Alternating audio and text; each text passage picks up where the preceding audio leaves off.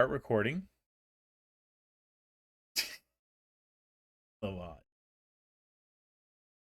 All right, guys. Um, before we get started, does anyone have any questions?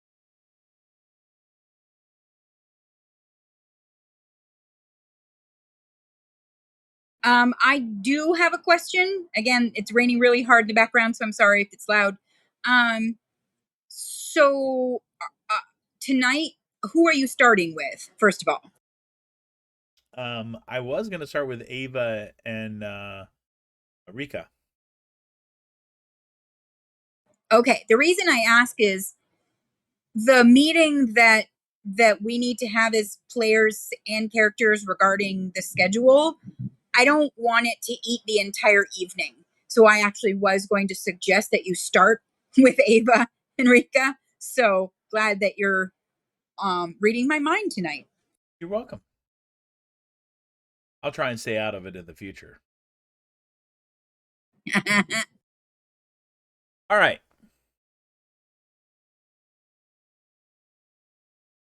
Ava, Rika.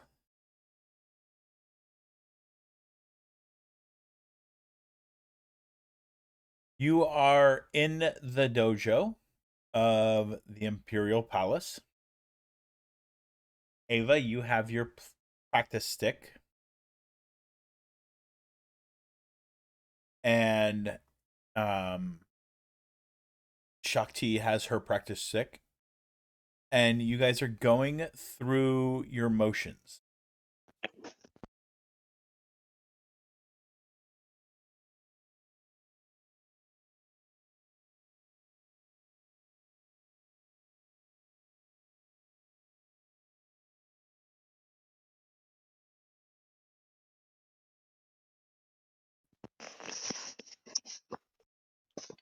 Shuffle the motions. It's exceptionally creative. Thank you. I'm sorry, today's weather was humidity, and with me standing outside, so excuse my brain mush. Hey, you're the one that asked for a scene. I don't want to hear it. Yes, Because I'm assuming you had something in mind.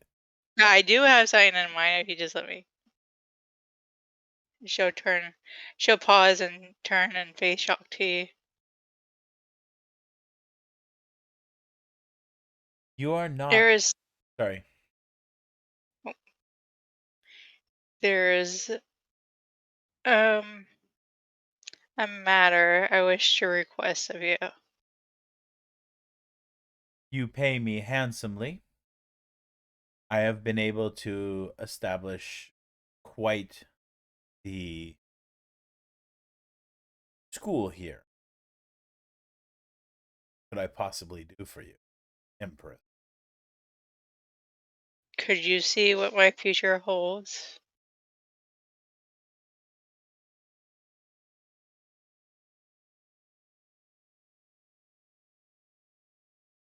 It is possible to see one's future. However, there is something that you need to know before we do. That the future is always changing from what I'm understanding. Don't be fooled. No. The future is exactly what you make it to be. The future is exactly what your will imposes it.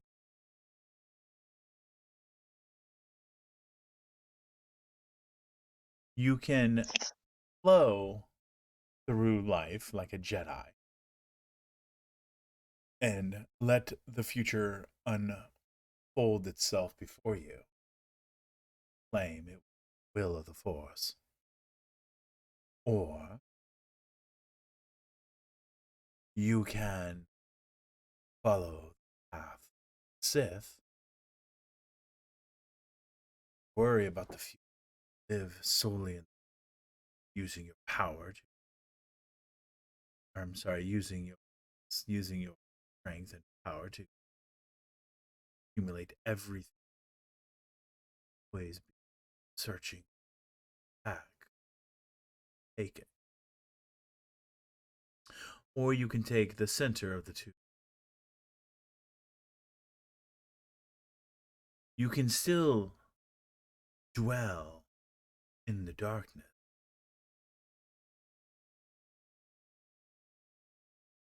and focus on tomorrow by moving your pieces in place, fooling the Jedi and them believe, and exploiting the weakness of the Sith.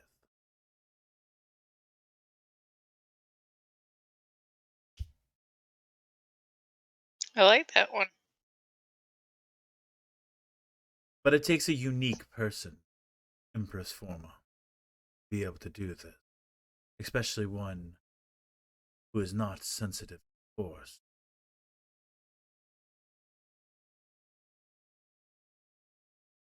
Can I I see am your aware. Can I see your Oh, future? Yes, can. But it's your future that I'm not concerned with. And she'll walk forward and tap you on what's in here. Your sheer force of. You will always have a weakness against force users.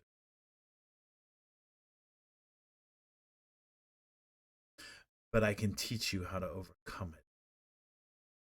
I can teach you how to best them where they are their strong. And it's not a contest of strength, force. It's a contest here. She'll tap you in the or on your forehead. In your cunning.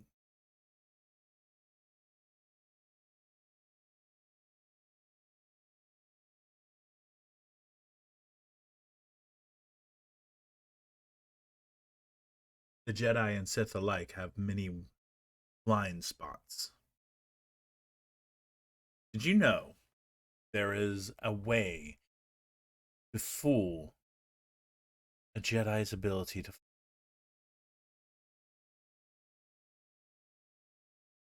there is. Watch. She'll take a step back. Simple. Let's go through the motions. And she'll bring her stick up. Position 1. Position 2. And she'll have you move into the different positions. Position 3, 4. Start. You understand the positions, correct? Yes. Now, I can sense your attacks before you decide to make them. Makes me better than you. What you need to do, come towards me. Position 1. She'll get in. She'll come towards her and go to position 1. Good. You need to think and act separately. Because the Force can be tricked. Position 2. She'll go to position 2. You see, a Jedi, when they Farsi, and when a Sith goes into battle, they use a similar technique. They're feeling the current of the Force, feeling ripples to your thoughts.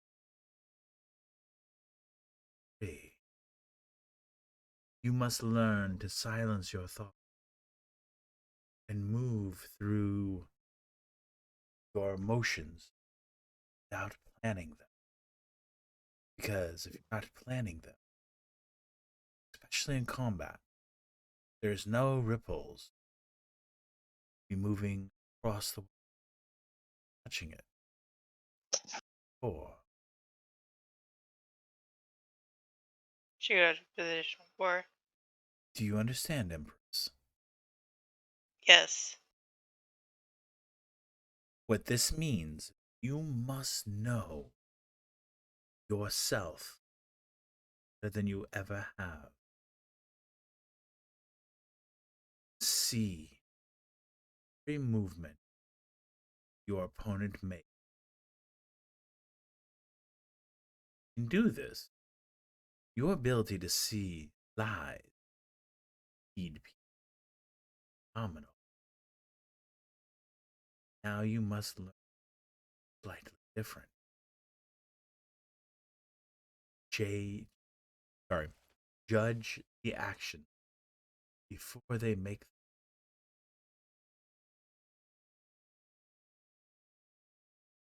Now let's go. And she'll come at you.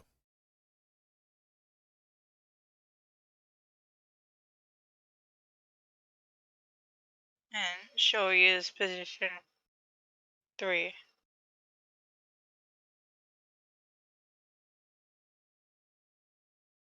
Okay. And she moves in, and she connects hard against your leg. You are not judging me. My action. Pay attention. Roll sense motive. Can I roll? Yeah, I was about to ask, can I roll sense motive?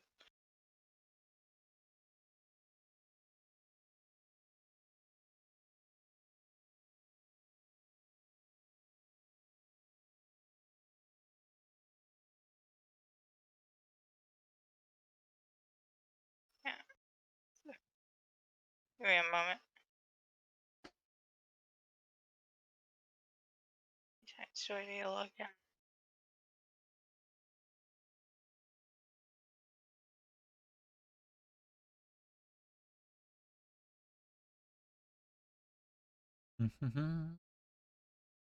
Do do do. Hey, there's an Empress Forma. I was expecting to roll. Oh my gosh, how many times do I need to log in? I absolutely just love that picture. It's such a beautiful picture.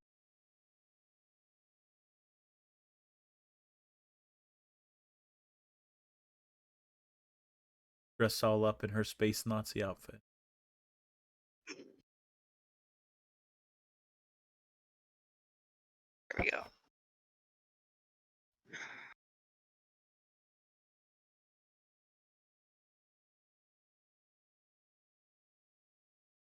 Holy shit. So she moves in, and this time you're able to correctly judge her attack before it comes in, and you block it quite nicely, and you two exchange a slight smile, and she nods her head. We need to work on this. Luck will not always be by your side. I would agree. If you still want me to look into your future, you can. But I think it'd be a weakness because it'll get I you think set. you're right. Oh, sorry. You're fine. I think it'll get you set on a path that may not be best for you.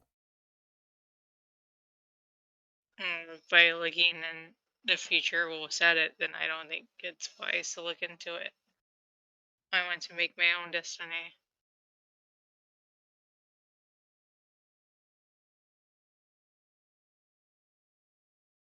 And by the way, your Project Anakin,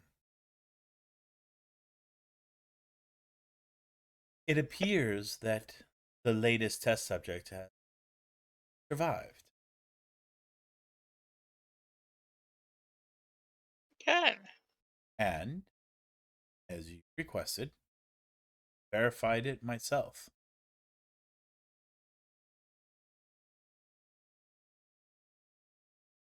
Good. I'm glad to hear that. Now, let's go back to training. Shall we, Empress? She'll nod her head.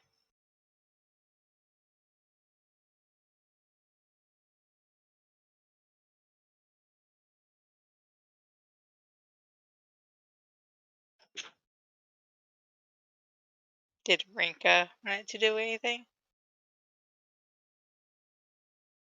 That's what I'm waiting. Is Riki gonna do anything? Rinka. Whatever. She's just training on her own. Okay. So you're training with the training droids? Yeah. Okay. So on that one there, we'll go ahead and wrap that scene up and we'll move over to the Gungnir.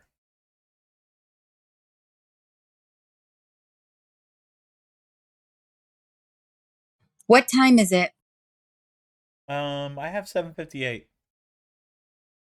No, dingbat. What time is it on the Gungnir? Um it is the following morning. You guys are just reaching the inner solar system. Okay, so having established that where we are and what time it is, I'm assuming everyone has didn't gotten up. We didn't establish what time it is. It's just the morning, he said. He didn't say how late, how early. Do I need to establish a specific hour? I mean, I can if I want, if you guys need. No, I was just sort of pulling your leg. Okay.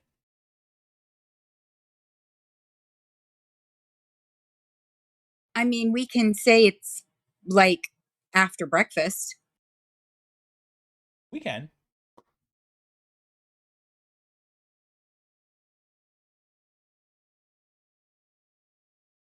So, knowing that, Haj, are you missing?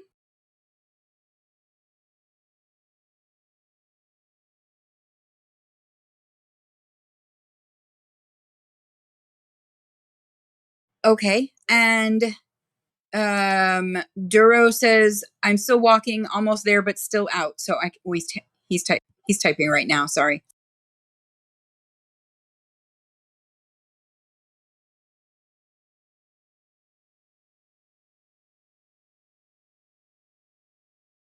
It is the weekend. Yeah, I agree. Make everything easier and just say it's the weekend. Yep.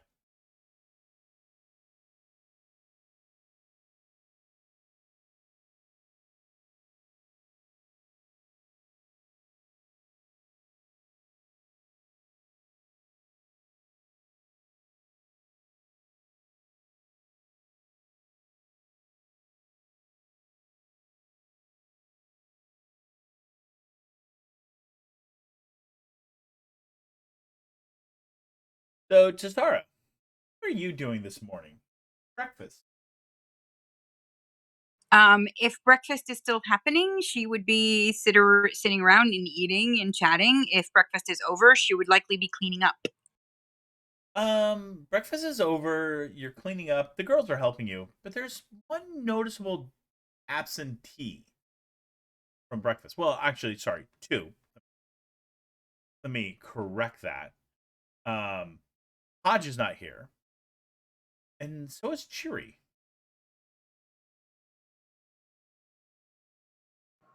So, Tasara is handing the girls the wet dishes to dry with the towels. One out of character question that occurred to me the other day.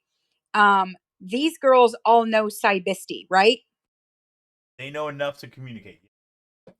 Okay, good. I just wanted to make sure. So she'll say to them in Cybisti, "Where's Cheery? We missed her at breakfast." She went down to the cargo bay. That's one of the girls. And then another girl chimes in, trying to be Master Theltannis's favorite student. And the others will laugh at the sly mockery.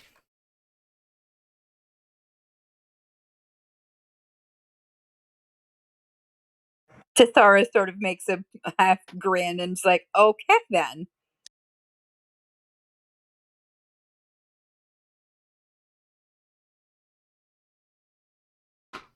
And pretty sure I know that Hodge probably, maybe she's in the Bacta tank. I'm not sure.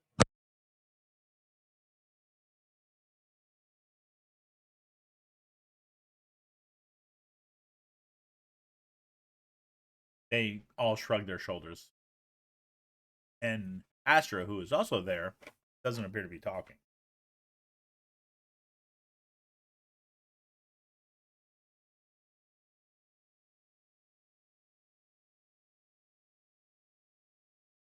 Astra, have you seen Hodge this morning?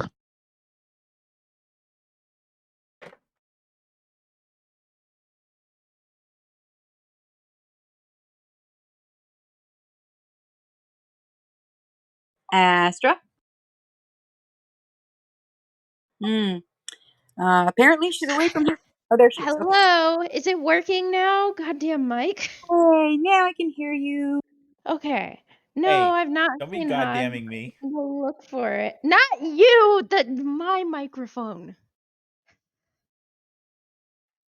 No, I've not seen Hodge yet today, but we can go look for them.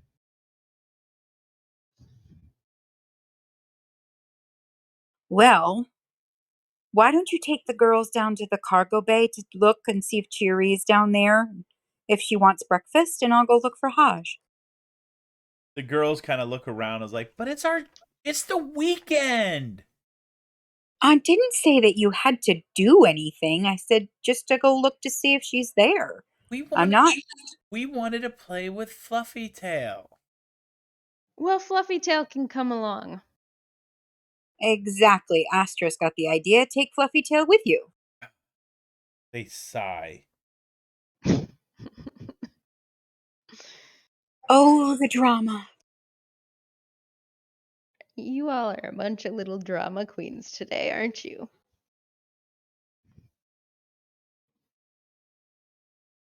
Nobody wants to go find Cheery. She's down in the cargo bay trying to be Master Theltanus' favorite student. No, Cheery is likely training to be a Jedi Knight. Trying to be Master Theltanus' favorite student. Which child is talking? And how old are they? I don't know. Grovel. Grovel. Okay, there's Pira, Biri, Kavi, Edema, Shasa, Vashi, and Aura, Lena.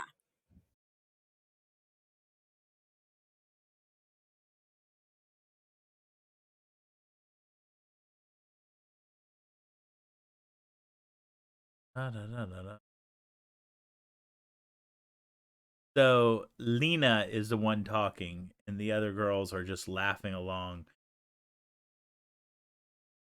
And how old is Lena? She's 6 now. Yeah, she's 6. She's okay, so it's the youngest. I'll just edit that post to remove the 5 and put the 6.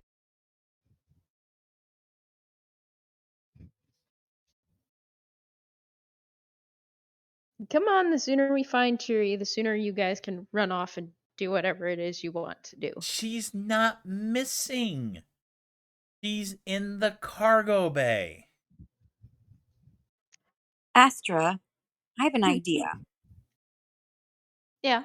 Why don't you take the girls wherever they want to go, and then let Cheery come if she wants breakfast? She's old enough to know. She'll be down there, and if she doesn't come up in an hour, I'll go grab her and have her have some breakfast, for heaven's sakes.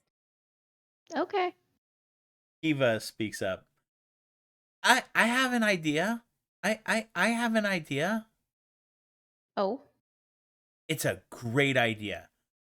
Why doesn't Astra go with Tassara to find Hodge, and we'll go back to our quarters because we got to clean our quarters and play with Fluffy Tail.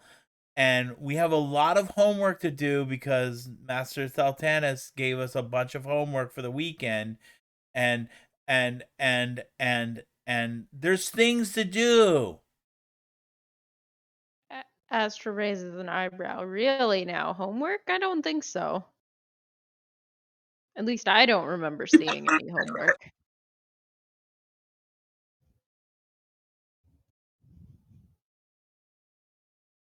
Well, yes. Out of character, where is Duro? He's on the flight deck. Okay.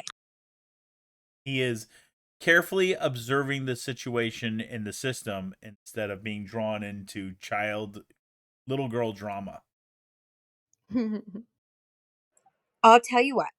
Go do what you want to do, but I need to talk to Aura.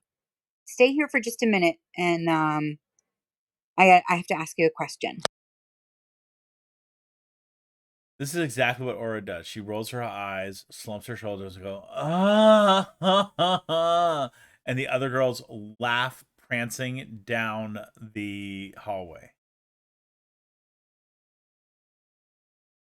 Tisara is grinning. Well, I had a surprise for you, but if you don't want it.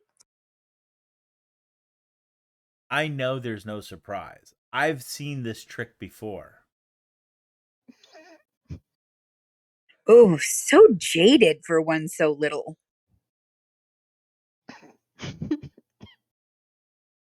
She glances at Astra and shakes her head. This is our I free mean, time. I know that. And I was going to ask you what kind of cake you wanted for your birthday, but apparently you don't want a birthday cake. What's a So birthday cake? Kisara grins so widely. Oh my gosh. Ah, well, that's part of the surprise, isn't it? You know those cupcakes that the professor has? I bet it's more work. It's not. You know those cupcakes the professor has had? Think that, but better. They're pretty good. Well, then think that, but better. Okay. So I know what I want. What do you want? Promise I can have it. Well, I can't promise because there might be ingredients that we don't have on the ship yet. But go ahead and tell me, and I'll let you know. I want. She looks around. I want Hodge to make the biggest batch of pancakes. I love Hodge's pancakes. Okay, so instead of a birthday cake, you want a birthday pancake. And the white fluffy, like, sweet stuff she puts on it with the chocolate syrup. I think that can be arranged. And the sprinkles. Sprinkles it is. Okay. Can I go play with Fluffy Tail now? Yes, indeed, you may. And she. Oh my Those girls goodness. would never have survived in the academy. Just saying. Yes, well, they never would have survived above that ship if we hadn't rescued them either. Yeah, Can't that's imagine true. they don't know what a birthday cake is. That's insane. That is pretty insane.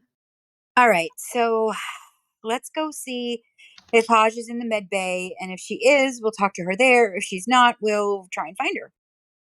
Okay. So Tisara hangs up the towel and heads for the med bay. Okay.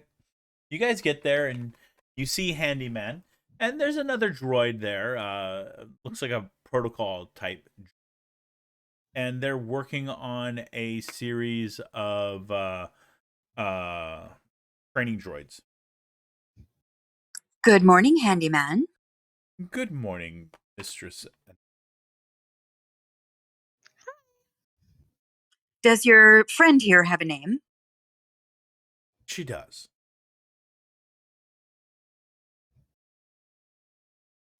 What is her name? And she is called Gungnir.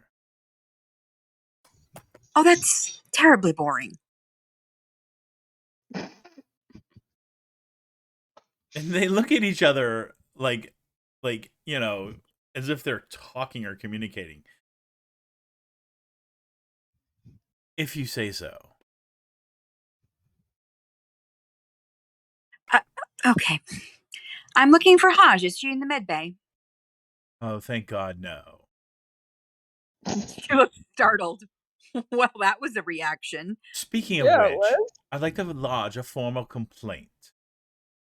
To me? Why are you lodging a formal complaint with me? Well, because you are the advocate for all those who are mistreated. Ah, I see. Why? How have you been mistreated? I am a sentient being.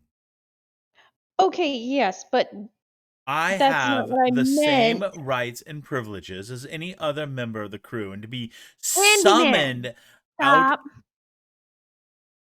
Breathe. I'm a Oh, wait. droid, I don't breathe. What I meant was what happened. I was trying to explain that until you told me to stop and breathe, completely overlooking the fact that I'm a droid and don't breathe. Now, if you don't mind, Princess Foray, I would like to speak to my advocate. And Astra just kind of crosses her arms and glares at him. Anyway, as I what was were you saying, I have all the same rights as any other senior member of the crew to be summoned in the middle of the night away from my personal engagements simply to fulfill the whims of any other member of the crew is wholly unacceptable. There are standard times that the med bay would be seen for non-emergency purposes. It's the tale of the droid who claimed memory wipe too many times. Okay. So somebody demanded your attention at Not times. somebody, that ungrateful Hodge. I rushed down here at her beckoning, assuming there was a crisis, and she wants me to perform tests that have already been done. Okay. I'm very sorry to hear that she interrupted you. It's not that she interrupted me. What if I were to call you at all hours of the night, Mistress Anarin? Please come hither because I need my oil change. No, that's not appropriate. I expect to be treated like a member of the crew. She adopts a very serious face and kind of nudges Astra in the elbow and telling her not to giggle. All right. I will address this with Haj and remind her there are protocols to follow. Thank you. You're welcome, sir. I Is there anything else? No, and I knew that going to you would be the right move. Well, be sure to address me if there's anything else that you need that I can do for you in the role of advocate. Boss. You've always been so delightful. She looks a little startled. All right, then. So I'm assuming Haj is not still in the med bay then. Can you tell me where she went after you spoke to her and what time that was? She didn't even. It was roughly about 3 in the morning when she summoned me.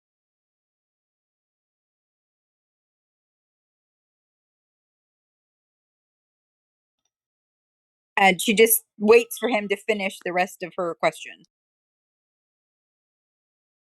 No, she didn't tell me where she was going to go. But we can assume that she's no longer in the med bay, correct? Why would she be in the med bay? I'm not sure. I was just trying to figure out where she was. Did you try her quarters? No, but I'll go there next. Or Master Theltanus' quarters? He's on the bridge, so I don't think she would be there. Oh, and no, that probably wouldn't be appropriate. She smiles sweetly at him. I would like for you to tell me anyway.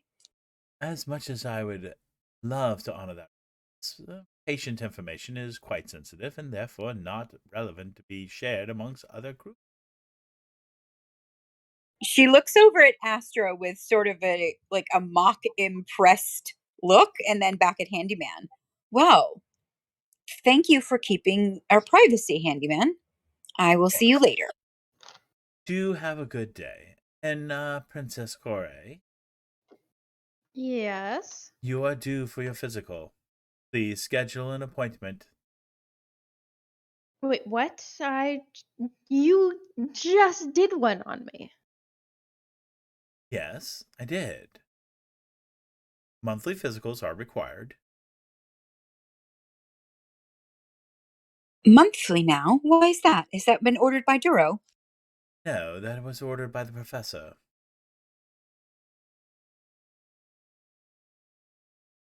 Okay, out of character, then I may need to retract my question because if that's been the case all along, I wouldn't have been surprised.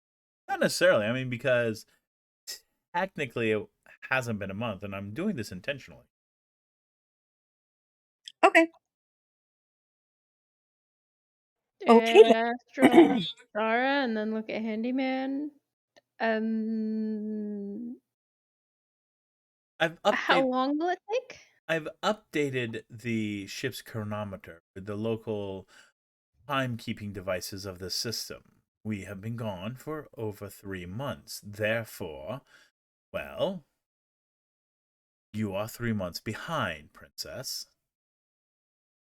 Wait, why just me and not everyone else? Because you're the top of my list. Your first name starts with A. And how long will this physical take? Until it's done, Princess Corey. Oh, but Handyman, you are sentient and intelligent enough to give at least an estimation. He'll turn to Chisara. I can, yet again, patient confidentiality, advocate. All people should respect this. Fine with Tassara hearing. That may be the case, but it violates my tenements, my protocols, and they cannot be waived. But I just gave permission. Yet, I cannot waive my protocol. I apologize. It's all right, Astra. I'll accompany with you. I'll accompany you at your physical if you want. You just missed what I said, advocate. Yes, Handyman, I understand. But Astra can request me to be at her side if she wishes. If she doesn't wish, I won't be. That would violate my protocols for patient reality. It is If I were to request special dispensation from Captain Theltanus, would you relent? Yes, he can waive that. He is Excellent. the captain. Thank you, Handyman. Though I don't know why you're so eager. It is simply a physical. You will have the same when we reach the T's. The what now? The T's. The Sara Anarin. Oh, I misunderstood your words. I thought you meant tease, as in haha. Yes, that's absolutely expected, handyman. Thank you very much. And, ladies, might I point out, the moment we start initiating special treatment for others, we tend to create, how shall I word this, unsavory social standard. It's best to maintain equality among all, including in privacy. We don't It's want. possible. Sorry. Go ahead. We don't want others to feel obligated to violate their privacy simply because Princess Kore has chosen to do so. Oh, I absolutely agree, handyman. And in fact, I will be Good. bringing this to Captain Theltanus. I'm He glad may you turn agree. down my request. I'm glad you agree. Therefore, this matter is settled. Yes, I will be bringing it to Master Theltanus. I'm sorry, Captain Theltanus. Thank you, handyman. And she turns around and starts walking away. And That's just like, Ooh, sometimes speaking with him, it is actually invigorating because it requires a certain skill set, one to think quickly on your feet, which is something I've been trying to teach the girls. And it's good practice. I should have them sit down with him and get into one of those circular conversations where you want to rip your own hair out. I swear he's doing this. I swear this is because he wants to dissect my brain. Oh, honey, he wants to dissect all of our brains. Please. Know it, he does. No. You don't understand. When him and Duro pulled their little trick on Hodge and I, he was bothered by the fact that I had such a resistance to the whatever the hell drug it was they used. But yeah. Well, nobody's going to be dissecting your brain. They'd have to go through me. That's why I don't want to report to him by myself for a physical. Well, I'll come with you no matter what he says if you want me to. Sounds good to me. Excellent. So they're gonna head for Hodge's room. okay. You guys go to Hodge's room. She presses her ear to the door to see if she can hear any music or any noises. Does she hear anything? You do not hear anything. But then, the moment you like putting your ear up there and you're like, these doors are airtight, I wouldn't hear anything.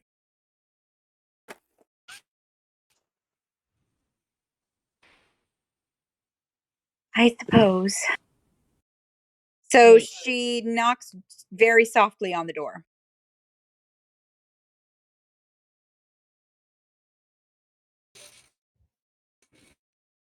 There is a lot of background noise, girl. Yeah, I have the air conditioner running. It's stupid hot. She's out. She's dead. She's sound asleep. Is the door locked? No, she didn't lock the door. Okay, so Tessara will very quietly open the door enough to peek in, and will likely see Hodge sprawled in her bed. Yep, in hang on a second. In tank top, halter, like bralette and shorts, basically. Yeah, no, she'll see that Hodge is there and quickly close the door quietly. Whether she sees what she's wearing or not almost doesn't matter. She knows that Hodge is one of those people. Door makes noise. The door makes noise. I mean, it's not like our doors where you open them, close them on hinges. Right, but Tessara is being respectful. So she turns Walking around into and looks somebody's room without their permission. Yes, well, she closes the door and turns around and asks her, Hodge has been located. fast asleep. Okay. Okay, we know where Hodge is now. Not gonna try and wake her? There's love. I'm sure she'll come to us if she wants to talk to us or if she wants breakfast. Yep. I'm sure she'll be fascinated to find out that Aura wants pancakes for her breakfast for her birthday. Yep. Anyway, what do you say? Where would you go? Where do we go next?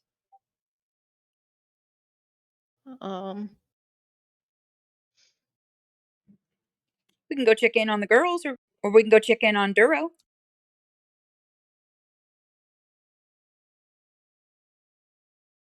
Let's go talk to Duro. All right. Inform him of Handyman's nonsense. Yes, nonsense is right. Out of character, does Tassara know that he's navigating? The ship's not moving at hyperspace, so he can't possibly be navigating. I thought so too, but I will never assume again. Okay, so they head for the bridge.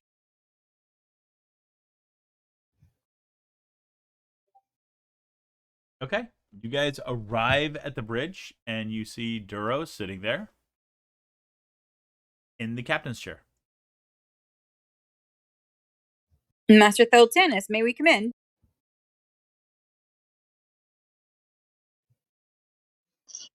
Well, of course, this is public space. Does it shift change already? I could use a good cup of tea. Yes, absolutely, if you wish it to be, or we can bring a cup of tea to you. I just wanted to come and check in and see how things are going and if you've gotten any information. Slowly. And no, nothing. Have I mentioned how boring it is to go at sublight speeds through a star system? Even one as lively as this one. No, but it does sound boring. Well, come here, look. And he'll point out the viewport. You see right over there? What do you Yes? see? What do you see? What does she see out of character? Just the star field. It's not toward the planet or the planet's sun, so. I see stars. Yes, the same stars in the same position they have been for the last 6 hours. He points it in the direction and says, and look over there. Look, what do you see? And this time it would be the system star, which is barely bigger than any of the other stars. Noticeably bigger, but barely. Another boring field of stars? Well, that's also the star that Warkanals orbits, but we are way too far out to see the world itself, or any of the ships coming and going. So yes, this is the view that I've been staring at, unending, for the last 6 hours. I'm ready to go do something. Anything. Even if it's a thing of spice. No, let's not do the spice. I've seen what that does to people. I tell you what, I will take over for a while. I as long as I'm not having to like move the ship around a whole lot, I should be able to hold down the fort. Maybe. But my shift isn't over yet. I can stick it out like a big boy. But you two didn't come in to hear me complain about how boring bridge duty is. No, we came to tell you that Handyman's insane. I'm sure he already knew that. That's just as known and boring as the unchanging starfield. Did you bring a line of spice? What? I'll go get some tea. Astra, why don't you fill him in? Okay, so Handyman synced our clocks with this area of space, I think, and according to him, we've been gone 3 months, and we all need physicals because apparently we're supposed to have those done every month. Well, it was in the contract we signed with the professor. And I asked him to resync the ship's chronometers. That's just standard operating procedure. You've been at hyperspace for weeks or months. There's bound to be some inconsistencies. We do want to be in sync with the rest of the universe. True. I know you don't like being a patient, but monthly physicals were part of the agreement that you signed, and if it's time for your physical, then it's time for your physical. I'm not a child, Master, and that's not why I'm worried about it. No, but you are a member of the Gungnir's crew, who knowingly signed a contract that, as part of it, stipulated that you would undergo monthly physicals.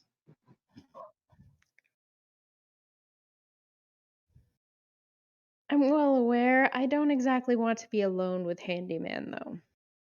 And he All won't right. allow Tassara to accompany me because of some kind of because apparently you have to clear it.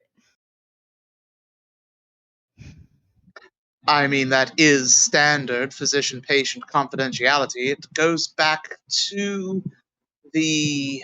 Oh, I am blanking on the treaty name. I One of the... know what it's called. Okay, so Know what you know you're your talking history.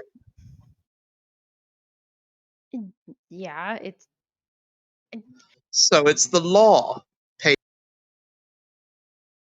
yes, however, a Patient... patient has the right to waive that confidentiality if they choose.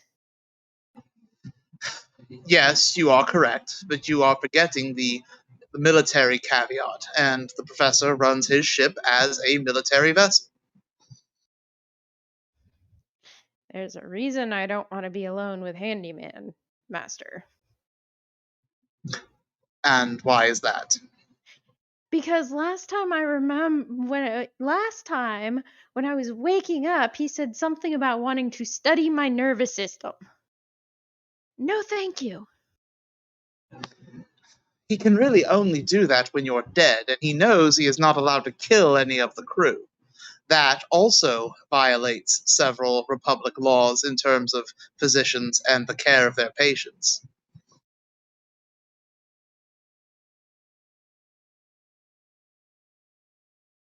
I also don't trust him after that lovely incident. You mean the lovely incident where you were cured of your crusade programming? Yep, that one. I will remind you of two things. One, I asked Handyman to do that. It was not his idea. And two, the reasons for that were clear and well justified.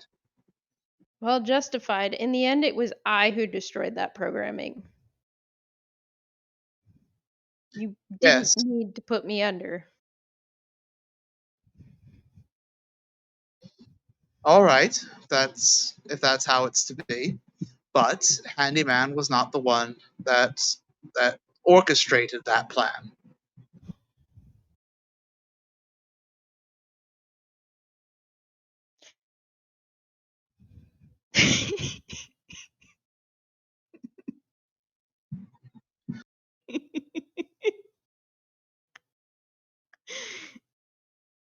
I'm sorry, I'm distracted by the gift.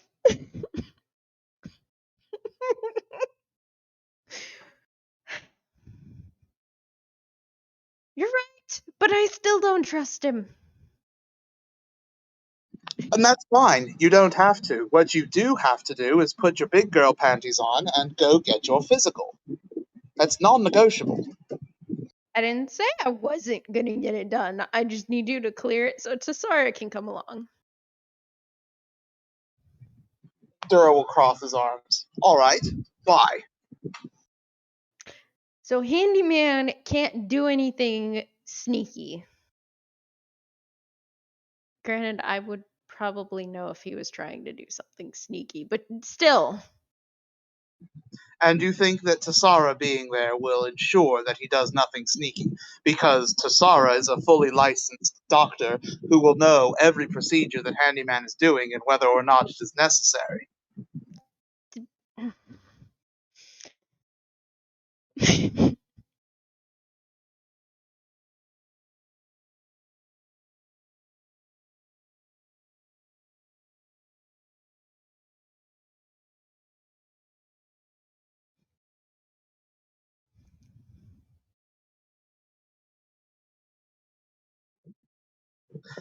I see that I've stumped you.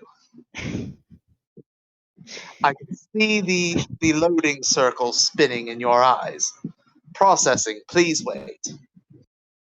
No, you're totally wrong on that one. No offense, but if I'm the patient and I have to have it done, why don't I get a say in how it's done? If you were in a civilian medical facility, yes. But that was not part of the contract you signed. Since when? Even in the Jedi Academy, I still had a say in my care and how it was performed. Granted, my master could probably overrule it if I remember correct, but The Jedi are also not Republic military. They are their own entity and fall under their own regulations and jurisdictions. They are, for the most part, out from under Republic law.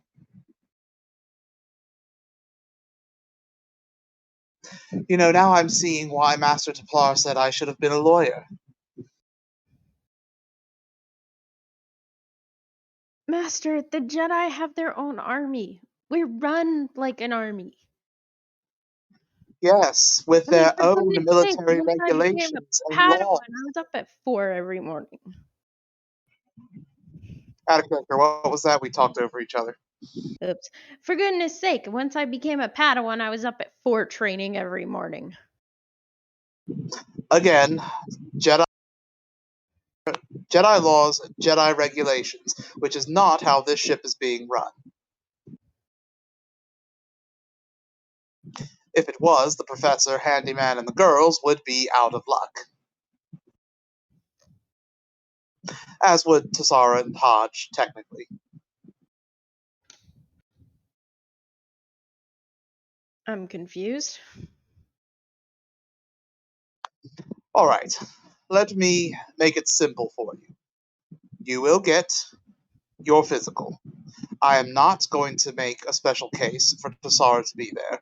You will simply have to lean on your Jedi training, everything you have been taught, trust in the Force, and trust in Handyman, because trust is a key part to the operation of any military unit.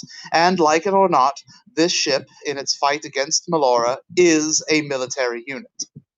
If you cannot trust the man or physician, be it droid or flesh, at your back, then everyone will die. Except for the fact that I don't need to trust him. Then I failed to see the problem. Realize that I can heal myself and everyone else on this ship pretty easily.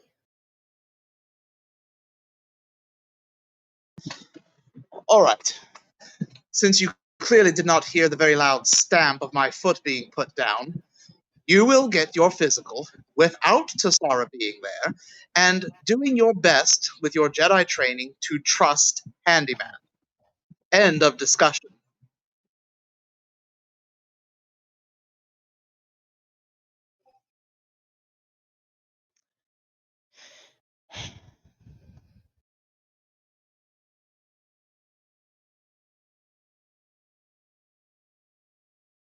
If that is all, you may be dismissed, Knight Corey. Tassara is I'm walking gonna- in with a tray of tea right now. Hello. She takes one look at Astra and looks a little surprised to see the look on her face, and over at Duro. Apparently I missed quite a bit. She sets down the tea in front of him. Yes, this one wants to make me rip my hair out of my head. Then she turns to Duro, and she kind of nods her head at Astra. And does this one want to make you rip your hair out of your head? No, I feel more alive than I have felt in the last 6 hours. I'm bring on the tea. Bring on the Sith and Melora and the Swarm while you're at it. Let's get this done. Sounds like you woke up frisky this morning. Haj.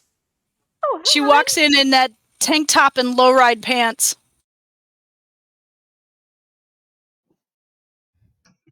I'm just pleased to have company after 6 hours of nothing but an unchanging star field. And now all of us are on the bridge except for the girls. And Handyman. The bridge door opens and Ooh. Gungnir walks on. Captain Theltanus. Out of character. Is this a droid that Duro has seen before? Yeah, it's a protocol droid.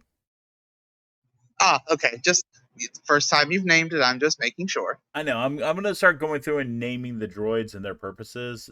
You've actually interfaced with this droid before. I just never gave it a fucking name.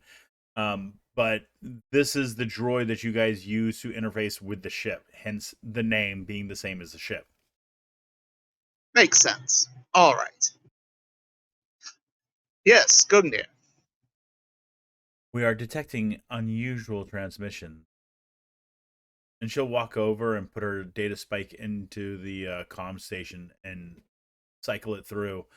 And you can hear transmissions, but they're coded. Your ears can identify that they're definitely coded. They're definitely encryption. Do you have cryptography?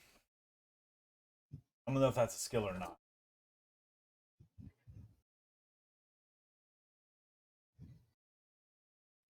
I cannot check at the moment. My Wi-Fi is being an absolute butt. I will look. Hang on. Never mind, I can't. I can't. Cryptography is not one. Cryptography is not one of the standardized skills. Yeah, and I thought I had access to his character sheet, and I don't. I do. I got it. Duro, do you want me to roll your computer use for you? Sure, because I've been trying for the last 6 minutes to get my Wi-Fi back, and it's not coming back.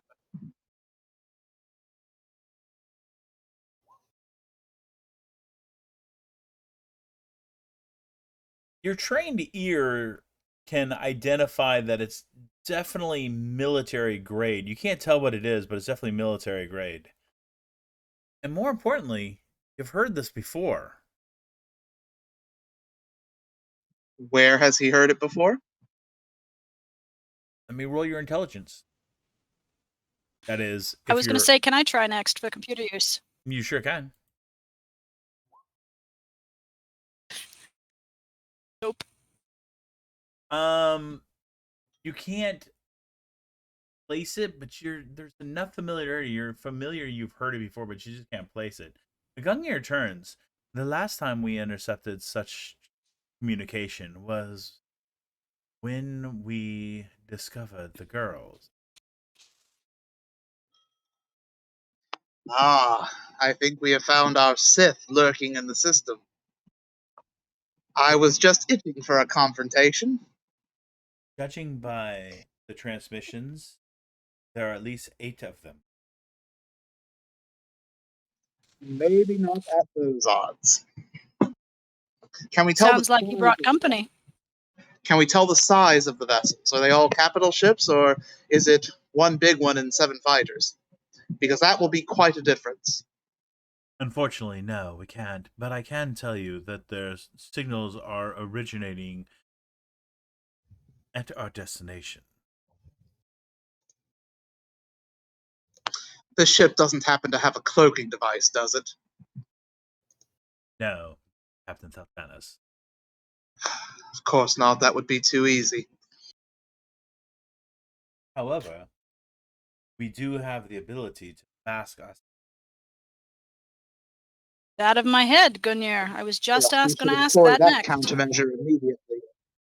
Indeed. He pauses. Countermeasures employed. And we will continue to run on stealth. No sudden or rapid movements, and passive sensors only. Let's not draw attention to ourselves. There's no indication that we have been detected. Well, yes, not yet, because we've been silent running. I would like to keep it that way. Can we come in around behind them? If the signals are originating at our destination, they are likely in orbit above Workinals. There is no coming in behind them. can if we can come in behind one of the moons on the other side of the planet. That would require an in-system jump, and that would be detected, even at this range. We're forgetting something obvious. And that is? They already know we're here. Do No, they? they know we're nearby. They don't know where we are, or they'd be on top of us. Precisely. And I would like to keep it that way. Or they're setting the trap. Ooh, that is a good thought. I love traps. You know my favorite part of traps? Springing them early? Precisely. You know The what? last- I think last I'm gonna thing go the see enemy- anime. The last thing the enemy expects you to do is to walk right into his trap. Astra? Astra, Yes. you need to stay on the bridge with us.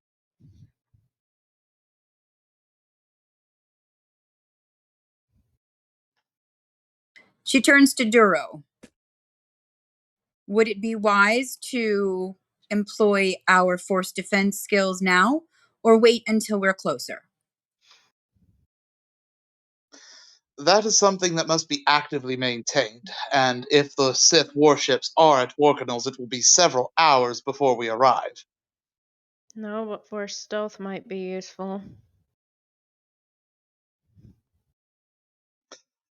To be honest, based on what I said last night, I have no intention of trying to sneak onto Workinals, do all of our business, and sneak off.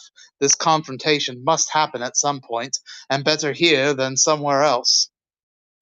With him chasing us all over the chaos and causing Force only knows what destruction along the way. Yes, I agree.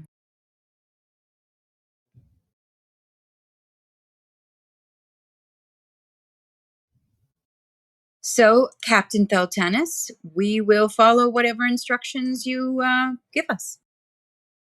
Well, I have already given them. Continue as we are. Silence running. Passive sensors only. We will try to get a clear picture of what we are walking into before it has sprung completely upon us.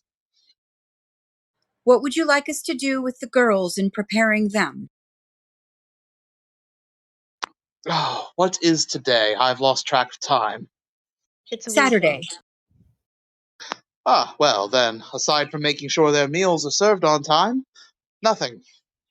The day is theirs to do with as they please. You don't want us to tell them that there's a possibility that we could be recaptured by Quinn? Why would we add to that to their minds? It does no good. Precisely. Set them to a panic, then they make it worse. And then we have 10 panicking girls on this ship, and not just one. Astra, breathe. It's going to be all right. You have to trust us. You have to trust Captain Theltanus, Master Captain, Captain Master. She looks at him with a confusing sort of grin. You have to trust us. He knows what he's doing. It's going to be fine. We're all right here. I like the sound of that. Master Captain Theltanus, hero of space. Your head's getting a Astra- little big for your robes there, my dear. Astra's gonna walk over and she is going to punch Duro in the shoulder lightly.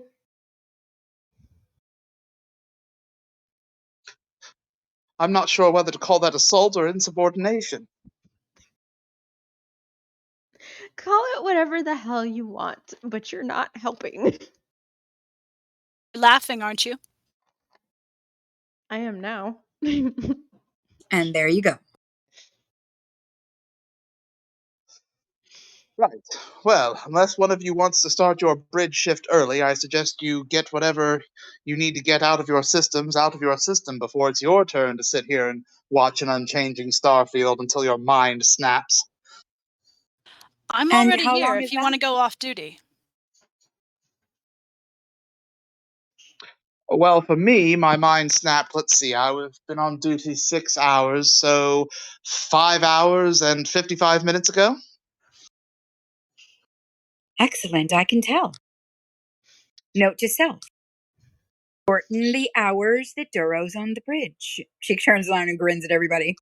Or we could just teach him how to draw.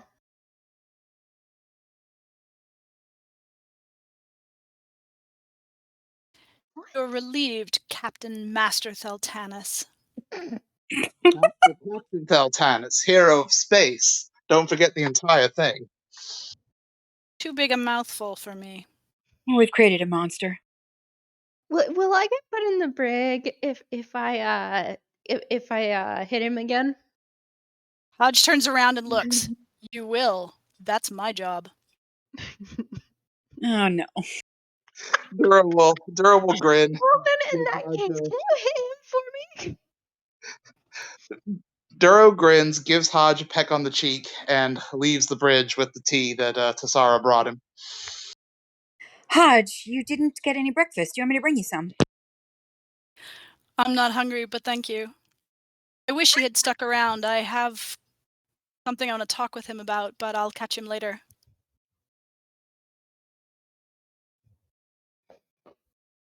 All right. Well, I can bring you some coffee. And she holds up her teacup, covered. And I don't want to drink too much.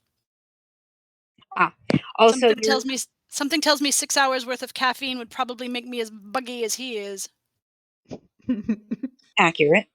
Also, it has been requested for Aura's birthday tomorrow that you make her a gigantic pancake birthday cake with chocolate sauce and sprinkles. Toodaloo! Wait, what? Wait. You skip Does that this- bridge as quickly as possible. Love you, bye! Tomorrow. Alright, 6-hour shift. Plenty of time to make a... Hey, what's a birthday cake? Wait, you don't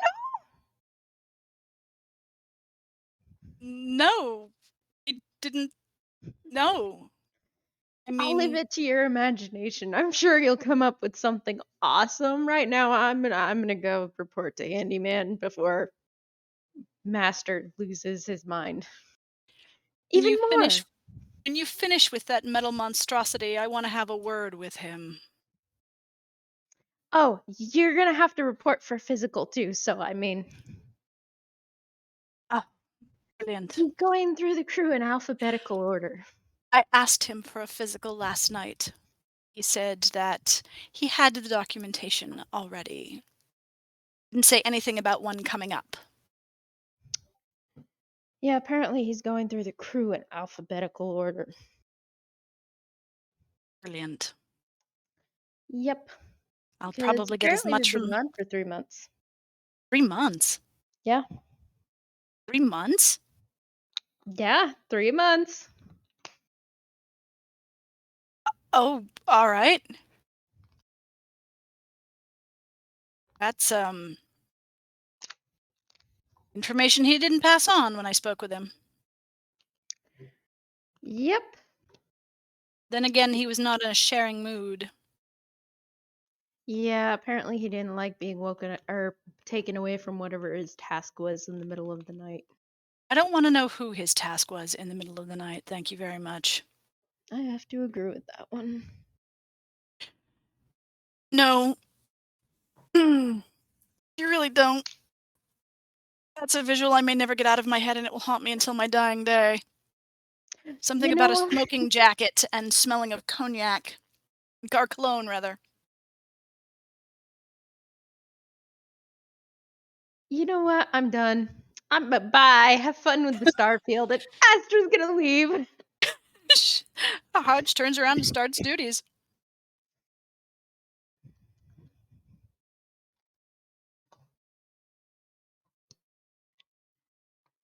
All right. I mean, Tassara is I don't know where she's going, but Duro said in the chat where he's going. So I don't know if you want to go with him, Mike.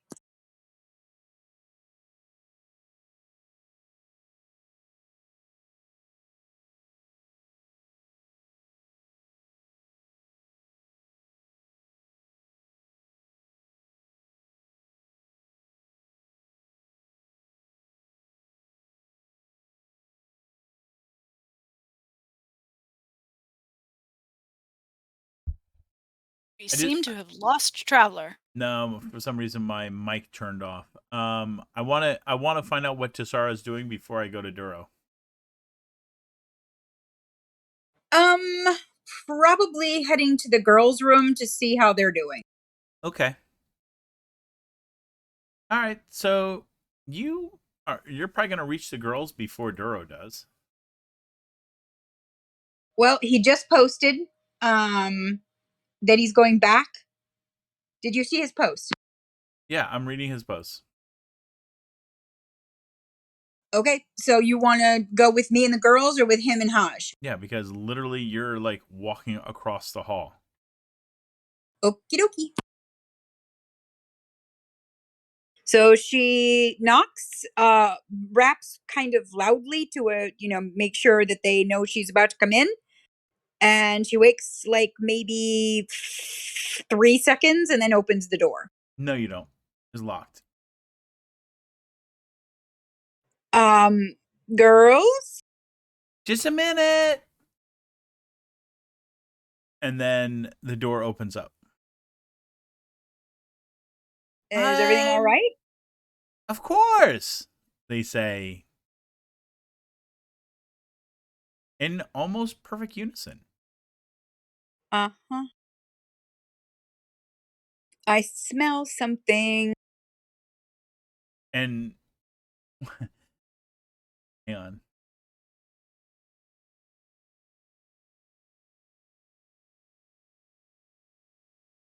Ira kind of elbows Aura.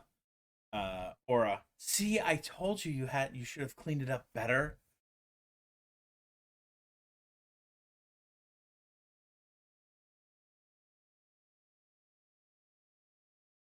Tessara.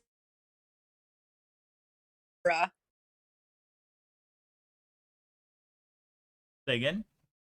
Tessara raises her eyebrow and looks over at Aura.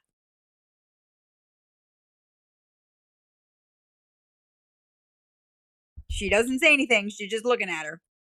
And she's looking innocent and she's not doing anything wrong. She's just looking back at you, and after an awkward moment, she smiles and waves.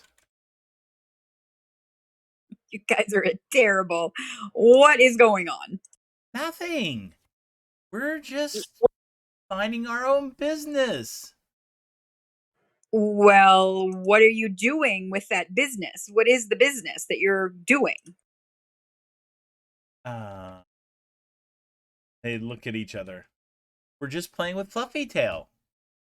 I was just going to ask, where is Fluffy Tail? And you see Aura, Fluffy Tail, come on. And the little critter jumps up on the bed. All right, give me a listen check. All right, I was just typing. Out of character, you juxtapose names again, right? Listen check, please.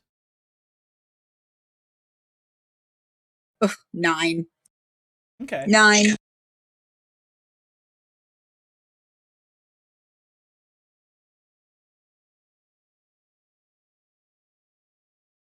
Did your mic go out again? No.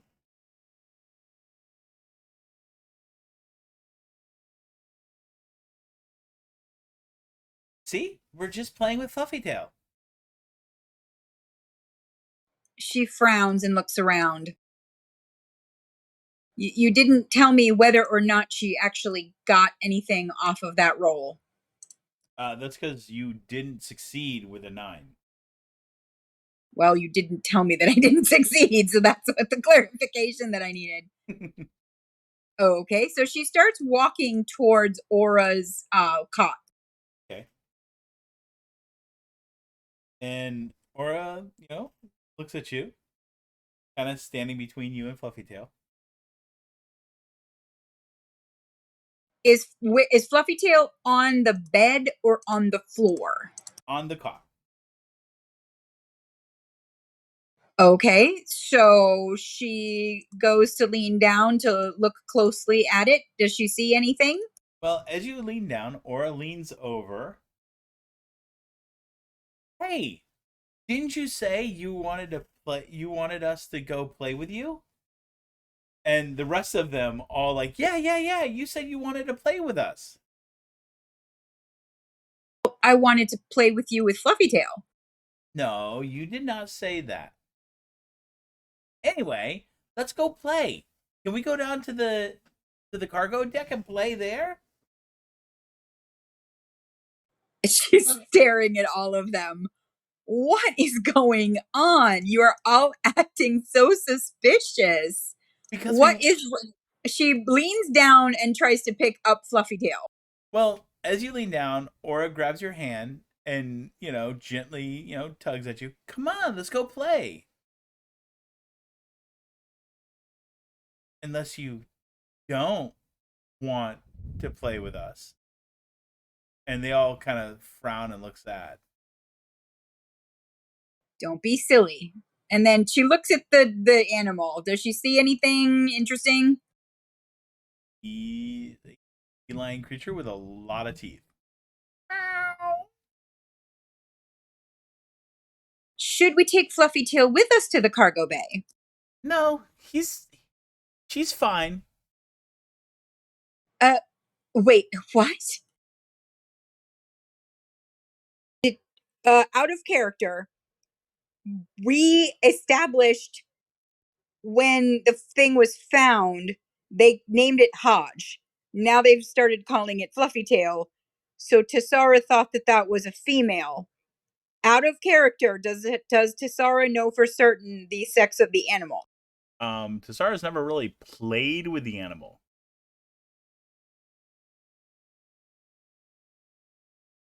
Okay. So no.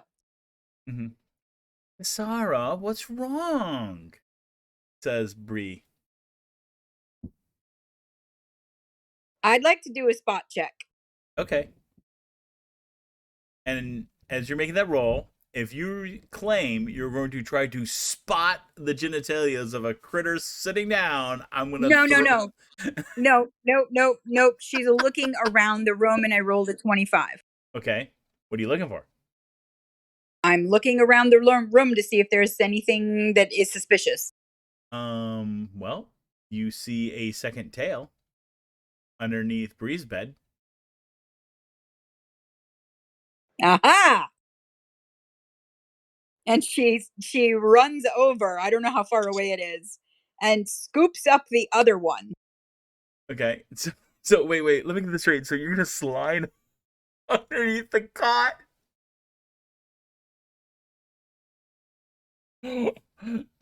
I'm just picturing this in my head. You're gonna run across the space, slide underneath the cot to scoop up this little critter. Well, it's gonna be ungraceful, but yeah, sure. Okay. So they dive out of the way as you're like, ha! And you jump across. Give me an attack roll. Because it's gonna be a melee attack. No, not an attack roll. She's not attacking it. No. I know, but you're grappling it. It's still an attack roll. All right. Jeez Christ. That's ranged or melee? Melee. Okay, so I don't know where the dice is for that. What am I pressing? Oh my god, this is gonna be. Am I just rolling a d20? No, hold on, relax. Okay, so. Amy, why are you on video? You can see or something. Oh, I didn't know I'd pressed it. Okay, so. Okay, sorry about that. All right, if you see under melee.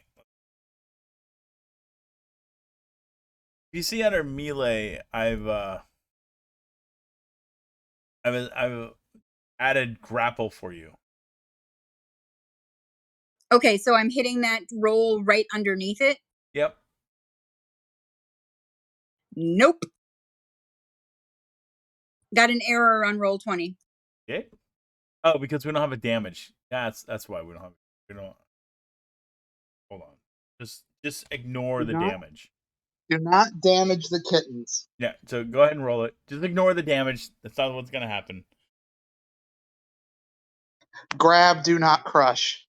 Okay, so I got a 22.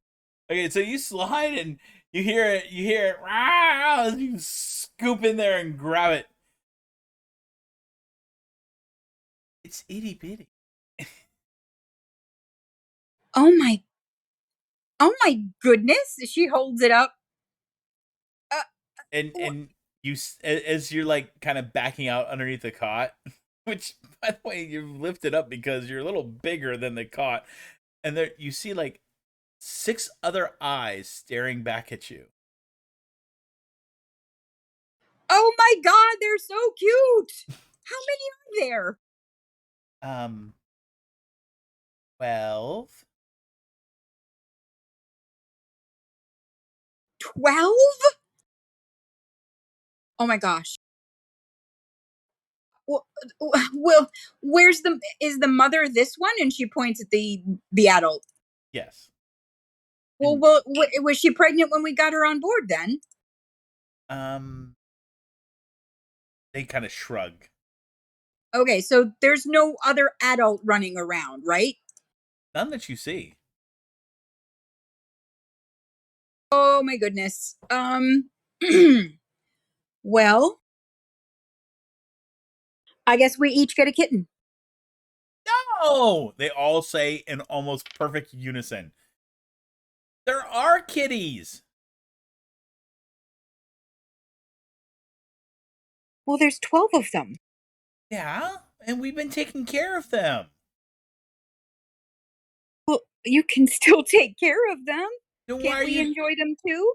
You can enjoy them, but they're not yours. They're ours. She bites her lip. Why would you take them? Okay. Listen.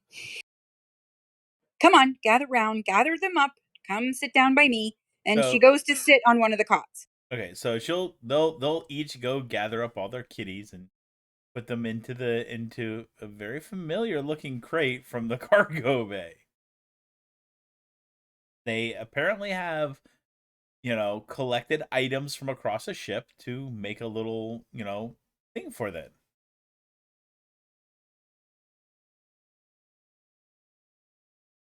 Well, that was an ingenuity. So there's 12. Yes. And how old are they? She holds up one to peer at it.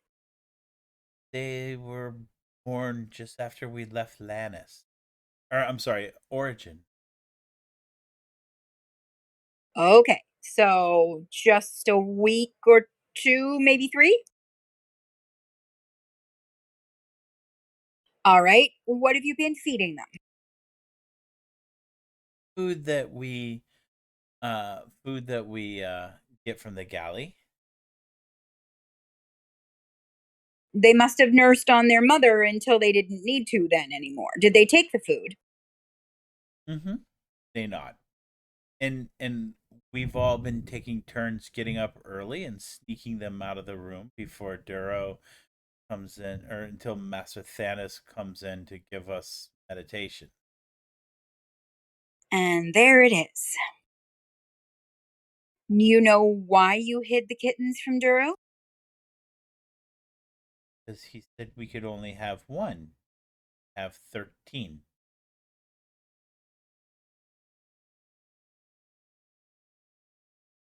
Okay. So you understood that withholding this information from Master Theltanus was a bad idea, or not something that he would approve. Am I right? But he can't say anything anymore. We've left Origin. That means he can't say anything? They look at each other kind of confused. Yeah. Well, here, let me clarify. He can say anything he chooses. What he can do is limited. Do you understand? But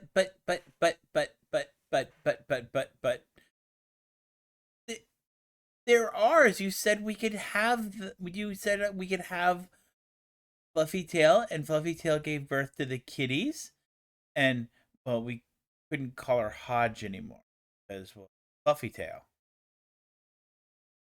Uh-huh. Mm-hmm. Okay. So she taps the space between her upper lip and the bottom of her nose, looking thoughtful. So you're asking me to continue keeping your secret from Master Theltanus and everybody else aboard, including Handyman. Handyman knows. She looks startled. Handyman knows? Who do you think watches them when we were in the when you know kind of look down when we go to bed and we're in training and they all kind of just roll their eyes.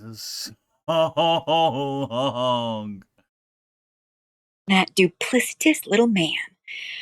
All right. Well, she gathers up one into her arms. Whose kitten is this? Cora will raise her hand. So that means you already got your birthday present. She smiles. All right. I named that one Tassara because she's got your eyes and she's really nice and she keeps all her brothers and sisters safe from harm. You're laying it on a little thick.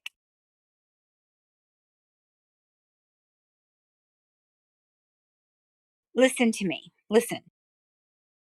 The only thing that I can do is tell Captain Theltanus that the kittens are here. They're already yours, and there's very little that can be done about it. But there's got to be some ground rules.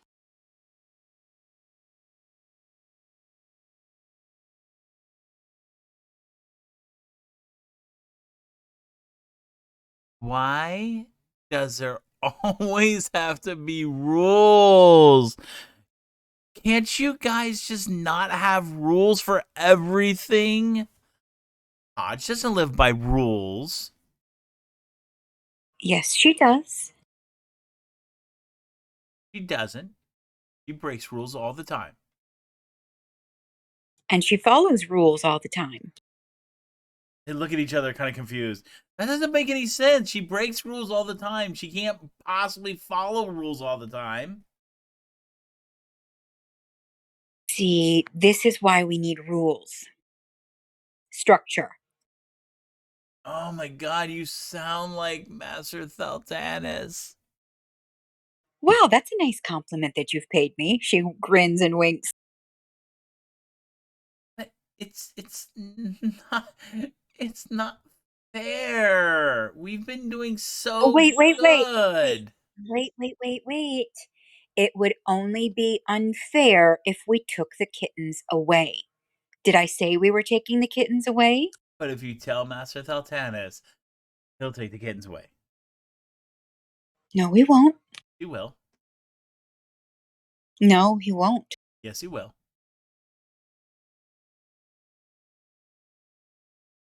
She just raises one eyebrow at them.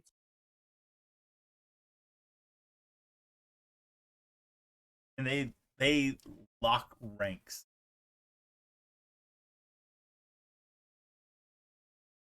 The one thing that I won't do is withhold things from Captain Theltanus.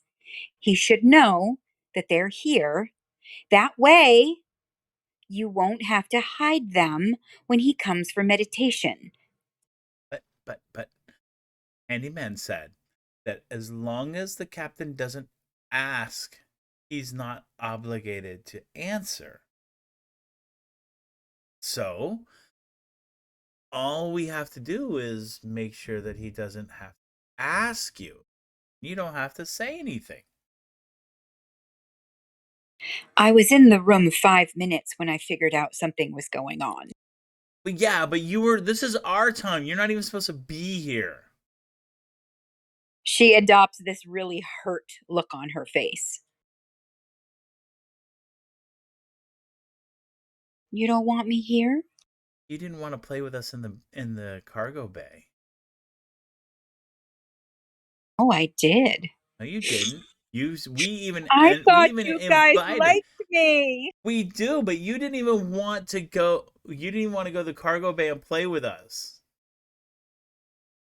I'm gonna take one of these kittens as a consolation prize. You're gonna steal our kitten? And they all look heartbroken.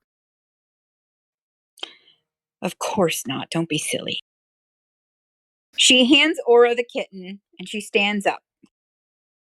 We'll make you a deal. You can come see the kittens on the weekends if you promise not to tell Captain or Master Thaltan. And you can't tell Cheery. The fact that Cheery doesn't already know is surprising. How the heck did you keep it from her? She sleeps here. They roll their eyes. She spends so much time in the cargo bay. She comes back so late. She's on so much to be like him that she keeps going and training and pushing, and she comes back tired and she barely notices anything. One time she crawled in bed with Bree, didn't even realize until Bree kicked her out. She's frowning at this. That's not good. All right. I feel bad for Cheery. She would probably want one. No, she wouldn't. She'd go running to Master Thaltanus and be like, Master Thaltanus, you know what she says.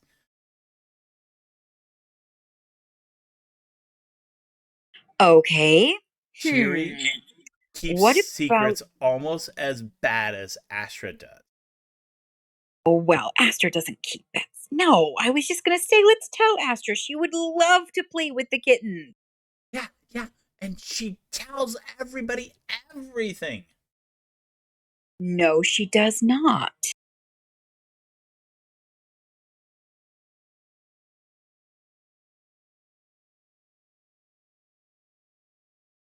Yes, she does.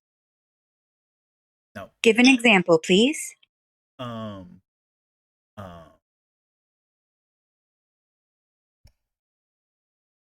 And they look around and looking around. So I'm going to go tell Astra now, and we're going to discuss it. No, you can't. You promised not to tell anybody. No, I did not. No, bless you. No, I did not. But. Do you trust me? Yes. Good. I will let you keep your kittens. I will tell Astra so she can also come and enjoy them because I know she would love them. She'll And tell everybody. then you can try and convince her not to, like you're trying to have- do me right now. We don't have to convince her not to. All we have to do is convince you not to tell anybody.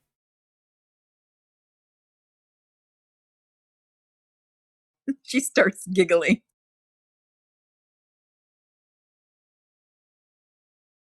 You the 8 of you are nearly impossible. Actually, wait, there's out of character. There's 9, isn't there? And Cheery's the 10th? No, it's 9 including Cheery. Or I think it's 9 including Cheery. I could be wrong. Okay. The 8 of you are absolutely incorrigible. Here. She like picks up another kitten, puts it on the bed, and starts heading for the door. We'll make you a deal. We'll tell you a secret if you keep our secret. Secrets? What possibly could... What other than this? What secrets are you keeping?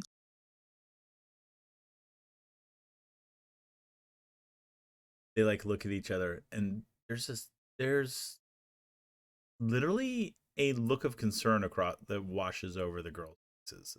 It kind of, you have to promise that you will not tell anybody on board about our kitties, and we'll tell you our secret. Oh, you drive a hard bargain.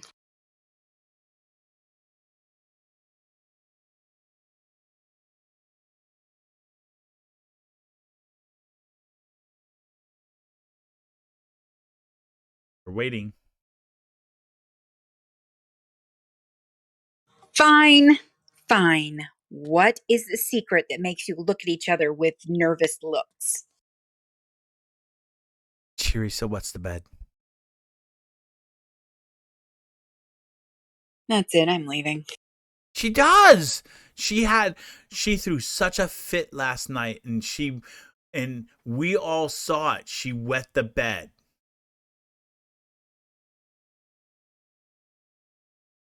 So? Yep, that's a secret, and you're bound to keep it. Well, keep our secret.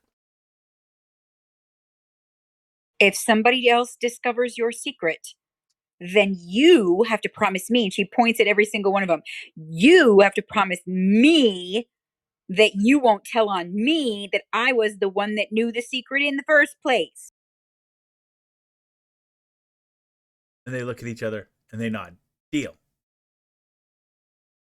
Oh my goodness. She pinches the bridge of her nose. Keep them safe, feed them, take care of them, change the whatever. And good God, I can't believe I did this.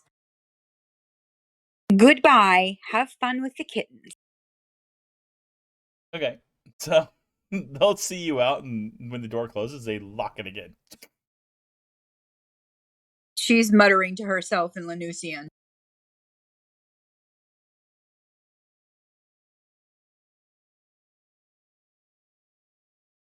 All right, Tathara's just going to head to her room. You can do whatever you want. Okay. Hero, you head... Oh, sorry. What did you say, sir? Ah. So you head to the cargo bay expecting to check in on Cheery. You don't see her. Reaching out with the force, does he sense her? You can sense her on the ship, but don't sense her on this deck.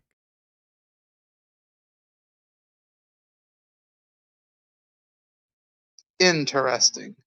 Can he follow the force like a force sniffing hound to his wayward apprentice? Unfortunately, we've already resolved this question. No, you cannot use sense force like that.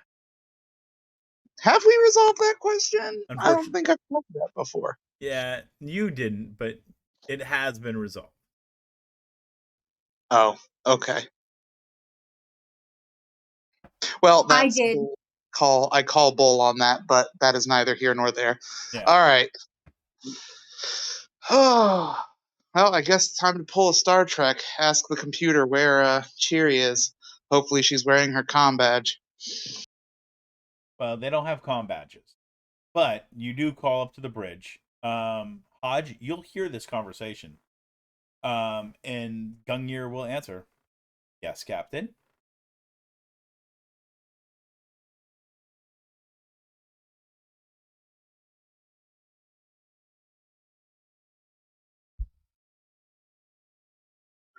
Do we know where Cheery has gotten herself off to? Stand by, Captain. Searching security camera. Still spike in, and Hodge, you can see the interface move. You know, the camera's flipping on, flipping off, and going pretty quickly. A spot check.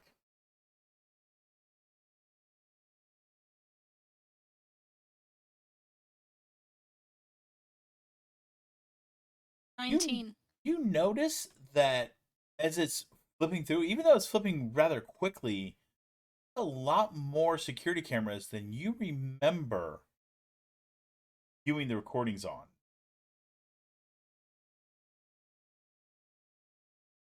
I've identified where her location is, Captain.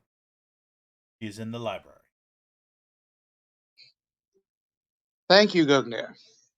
And he will cut the connection. And she'll withdraw the spike.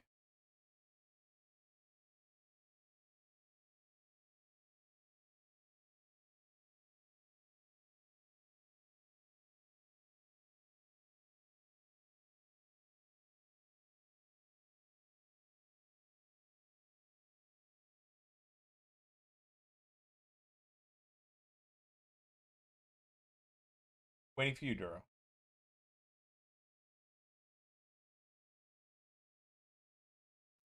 Sorry, with my PC's Wi-Fi out, I cannot talk and type at the same time. Anyway, he will head up to the library.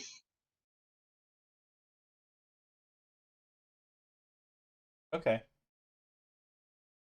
You get up to the library, and you see her sitting there reading.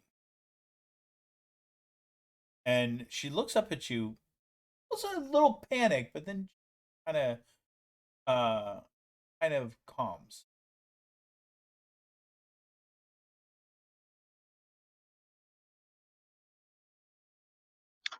I see you have decided to neglect your exercises.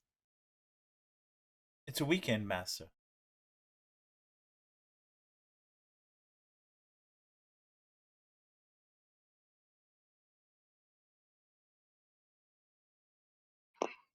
Yes, I suppose it is, for the crew of the Gungnir, but for a Jedi Padawan, the training never stops.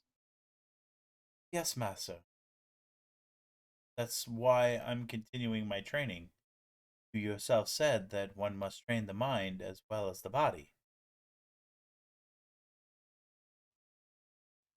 Yes, but that wasn't the assignment I gave you, was it?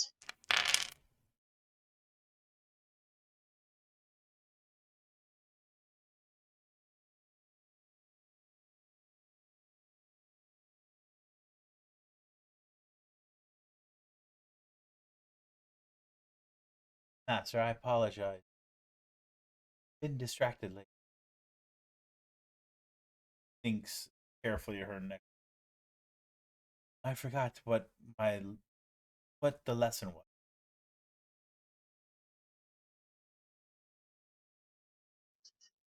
I told you that you had to complete the training course 3 times without getting hit by the training remote. I can assume by the fact that you are reading in the library that you completed that exercise? Unable to complete the exercise, master. There are no training rooms available.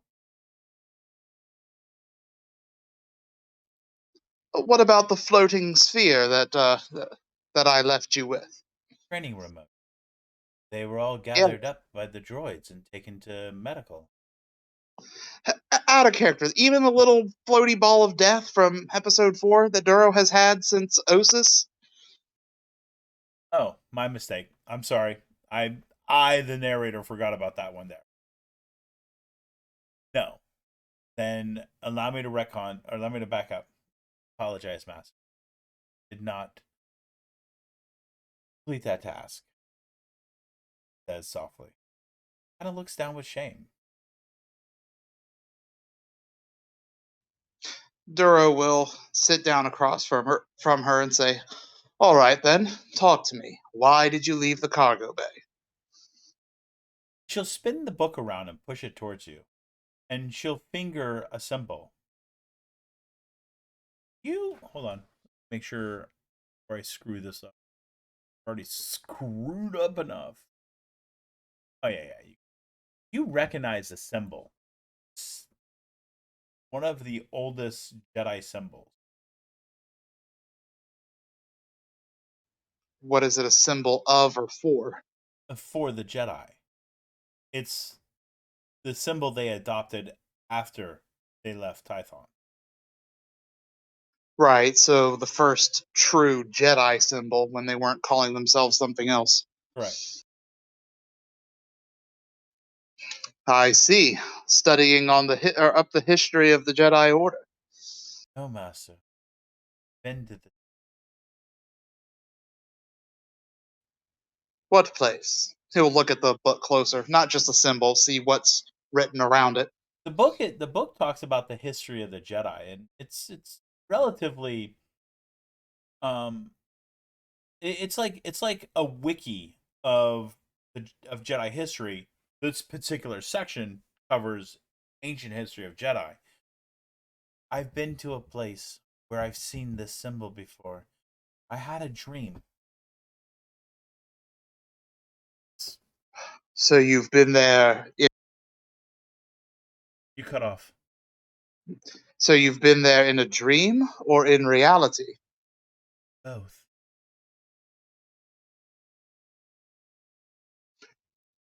I'm afraid you're going to have to explain further. Last week, sir, I neglected my training. Sorry. Dreams.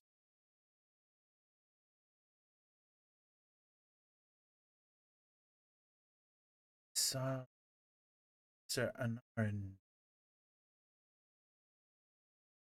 She's kneeling over a grave. There's a temple nearby. It's this symbol on the wall. I didn't see the symbol on the wall. The dream saw the structure. Large, like a needle, a giant needle that reaches as high into the clouds as one can see. I saw that one, both my dream and real. The slavers took us there. They made me take us. Looks down. I've been having the same dream that you're gonna die if you go there because I saw Sir Anarin leaning over your grave map. And the more I read on it, the more I'm less confused.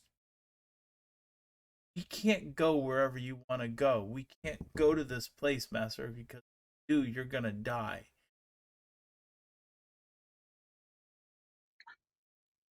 All right.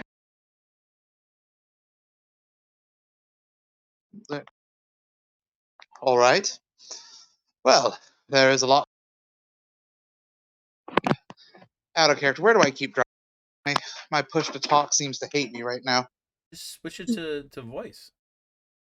Yeah, it's been happening to me, but we've been catching like every other word within the last like minute or so. But otherwise, everything else has come through.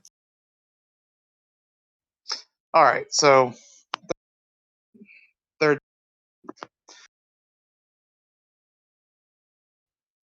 All right. Third time is the charm. Hopefully. Well, at this point, it's more like the ninth. He would say, "All right. Well, there is a lot to unpack there.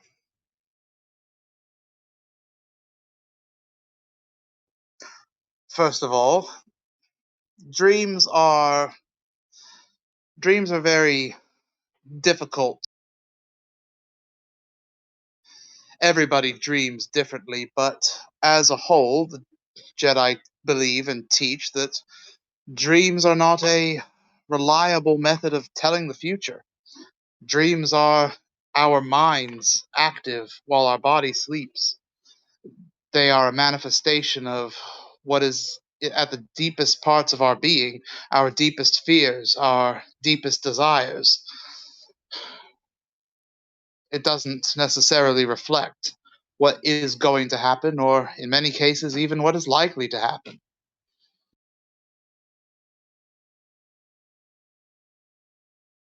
But die. I know you are. I've seen her, and she like reaches. She picks up her little pouch. Assuming you would have probably got her a pouch similar to yours. No. Yeah, she has a full set or two full sets of Jedi robes, so that Yeah. she can wear one while one's being washed. And she'll reach in there and pull out a bunch of scribbles papers, and they're not very. They're not. They're not very good. Okay, but they're the. You can definitely see her her fascination with this image, and it you can identify a grave, you can identify, you know, what you think will be Tazara, you know. Tasara as translated into a stick figure. I mean, it's a little better than a stick figure. I mean, she's clearly put effort to this. There's something else hanging from Tasara's hair. And ah.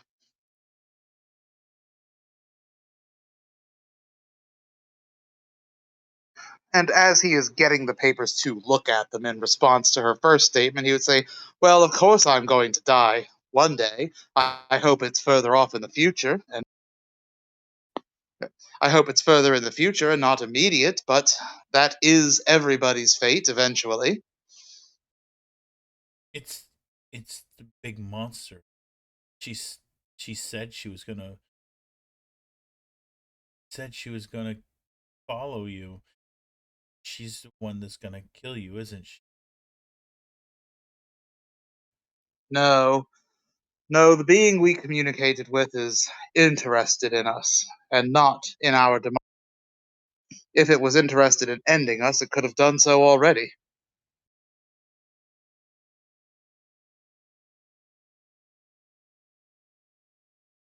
Oh. But if it's just a dream, why do I keep having it? He'll gesture to her. For this very reason, you are dwelling on it. You are worried about it. You are letting fear of it rule your every waking moment. And so your mind, when you are trying to sleep, or when you are sleeping, is trying to unpack and deal with the worry of the day, which for the past week, according to what you've just said, has been this place, this grave. Your grave. Why else would Tasara be so sad? I thought maybe it's Hodge. It doesn't seem. I mean, look, she's. I don't think she feels the same way for Hodge she does for you. So in pain. She's. Please.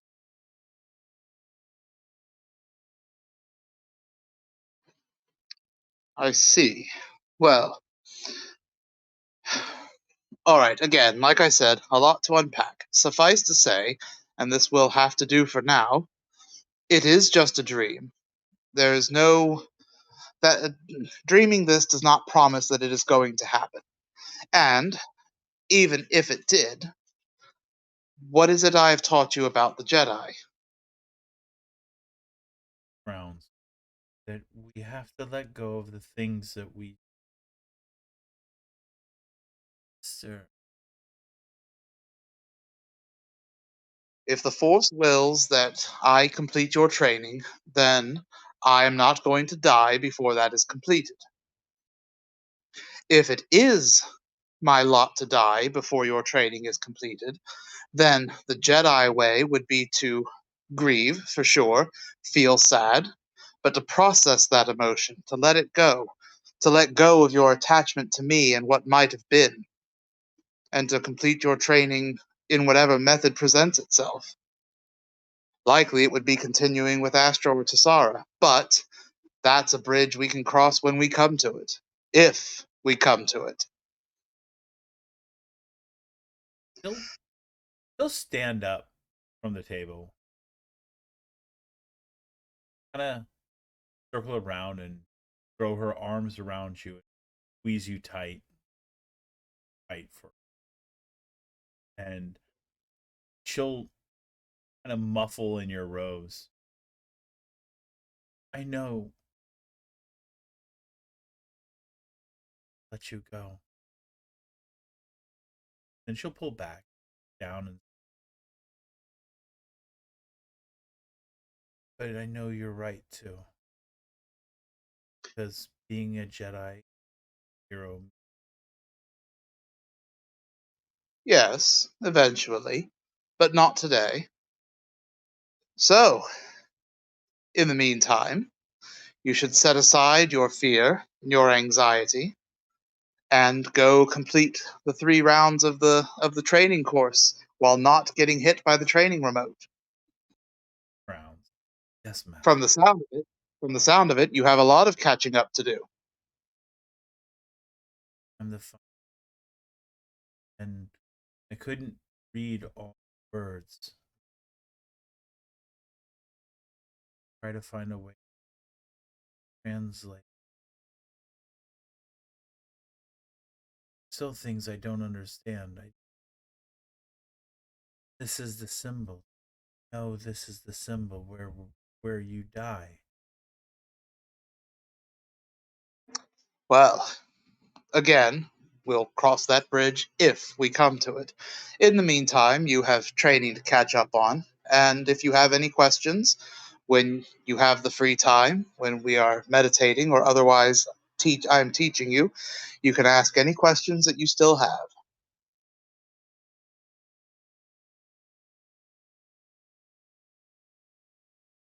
She bows respectfully, goes and collects things. She'll leave the drawings in the book and then leave.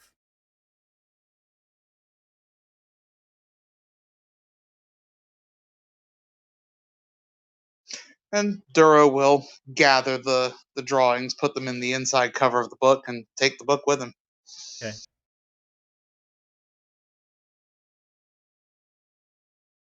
Where are you going? Back to the bridge. Okay. So, Hodge, Yes. the communication just shut off, and Gungnir is returning to her work. Gungnir. Yes, Hodge. So, camera array showed when you were looking for Cheery a lot of hidey holes in places I didn't expect to see cameras. There's over When 100. Over 100 cameras Yes. in every area of this ship. Yes. Why so many? The professor wanted. When were they installed? When the Gungnir had its last major opening. Remember, the professor travels alone, but with us droids. He wanted to make sure that if there were stowaways, they would be easily identified. There were, and they were.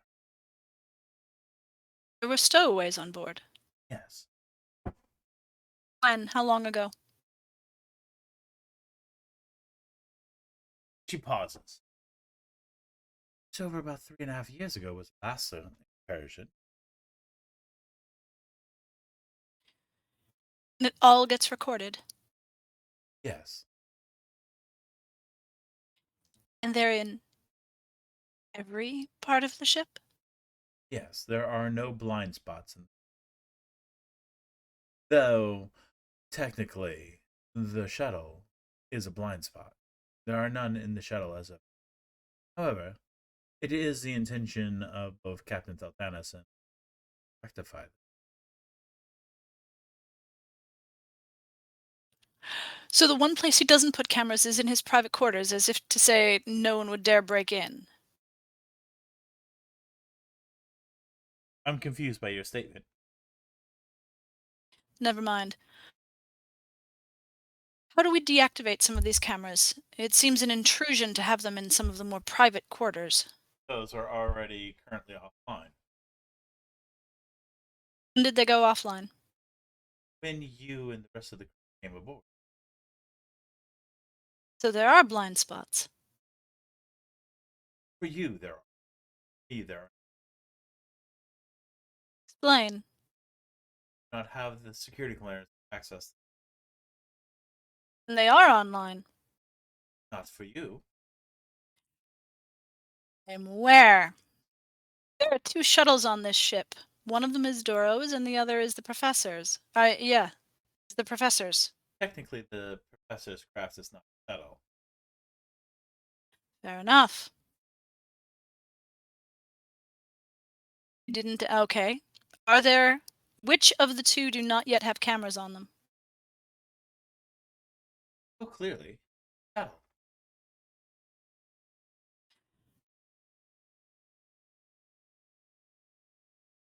Indeed. So the professor's quarters have cameras inside.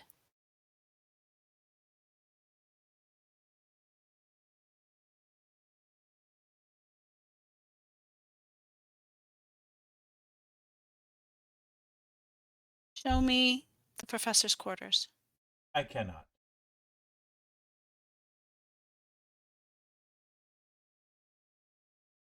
All right. Answer me this then, since you can see inside. Is he all right?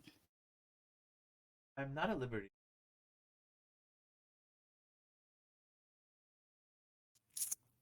You are not bound by the same privacy as handyman for medical records and personal information.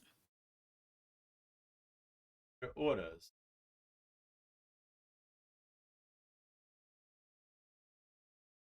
I see. Show me the cargo bay from this morning. So, cargo bay up.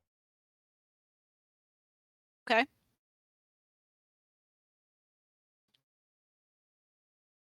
That's going to be a very interesting thing. Can I access this from any comm panel or merely from the bridge? Only from the bridge. Perfect. Thank you. Oh,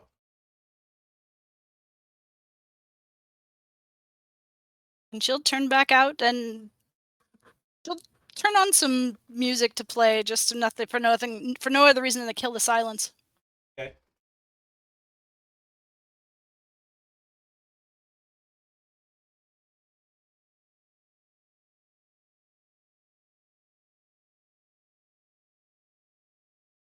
And she'll settle into just stay watch. I mean, just watching stars go by, woohoo. All right. Maybe about 30, 45 minutes later, the Duro walking in. Book tucked under paper sticking. Snacks. He was supposed to bring snacks. She hasn't had breakfast yet. She turned down. She wasn't hungry then. Duro, you're on the bridge. Well, if it's going to be that long, he did bring snacks because that scene with Tiri did not take that long. Okay. I mean, okay, you bring snacks.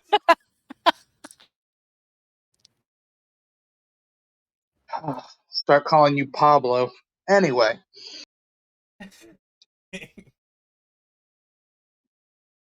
yeah, you get it. You get it.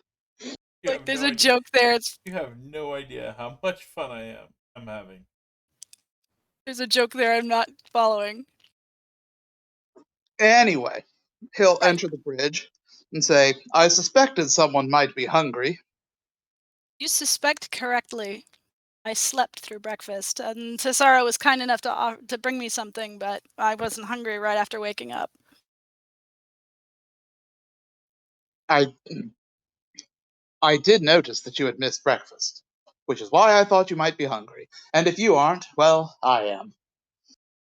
I had a rough morning. I see. Mind telling me what was so rough about it? You mean after the run-in with Ashanti? Well, I guess that was technically this morning, wasn't it? Yes. Yes, it was. And When you were before my staring alarm at went the- off, thank you. When you're staring at the monotony of an unchanging starfield, you lose track of time. That's why you have to put music on. That way, at least you can keep track of the time when the track changes over. And you hear Gungnir, Although that would chime in. Unfortunately, she doesn't have good. Duro will shrug. To each their own, I suppose. Funny, I didn't think a droid would have a taste in music. And she'll turn and look and kind of tilt her head to the side. What an interesting thing.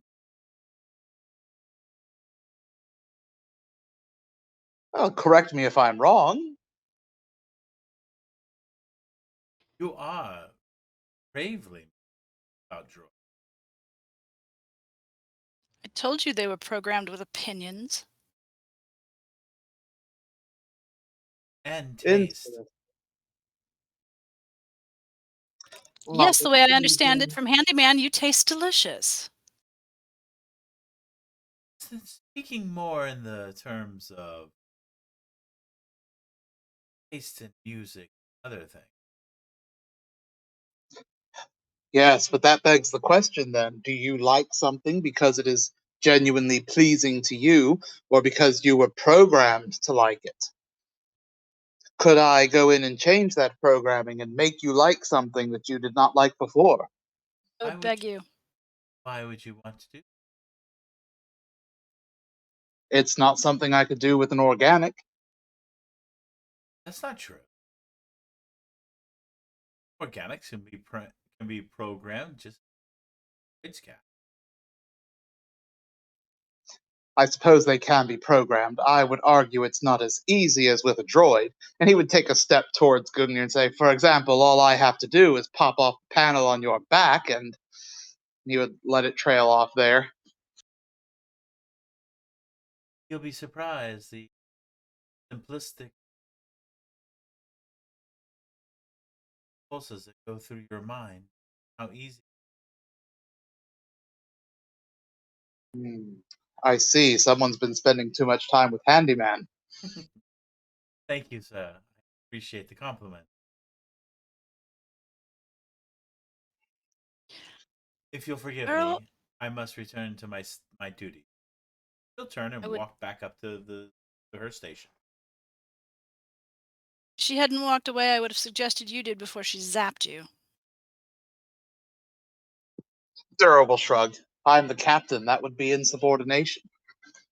I wouldn't put it past either one of them, and it appears she's been taking lessons from Handyman and his insubordination, so there's that. Speaking of the Metal Menace, that's actually what I wanted to talk with you about. All right.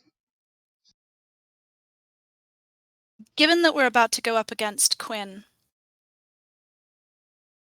I went down and talked to him last night. I wanted Quinn? to get... No, the Handyman. Ah, okay. Sorry. Dropped my pronoun there. I wanted to make sure that I was in, well, fighting shape. And I asked for my medical records. I wanted to have him do a complete medical diagnostic with detailed records. I wanted to understand exactly everything that the crusade made me to be, and everything, all the details, everything that I was capable of. And after some back and forth, I got the records. He said it was from a few weeks ago, and most of it was redacted. A few weeks ago, the professor would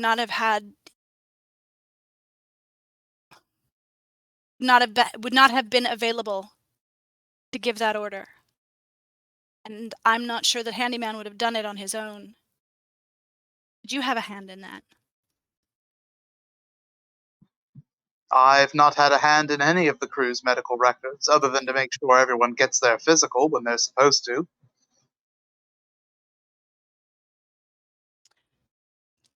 As for the Good. Good to processing know. of the data and who gets to see it, that's been out of my hands.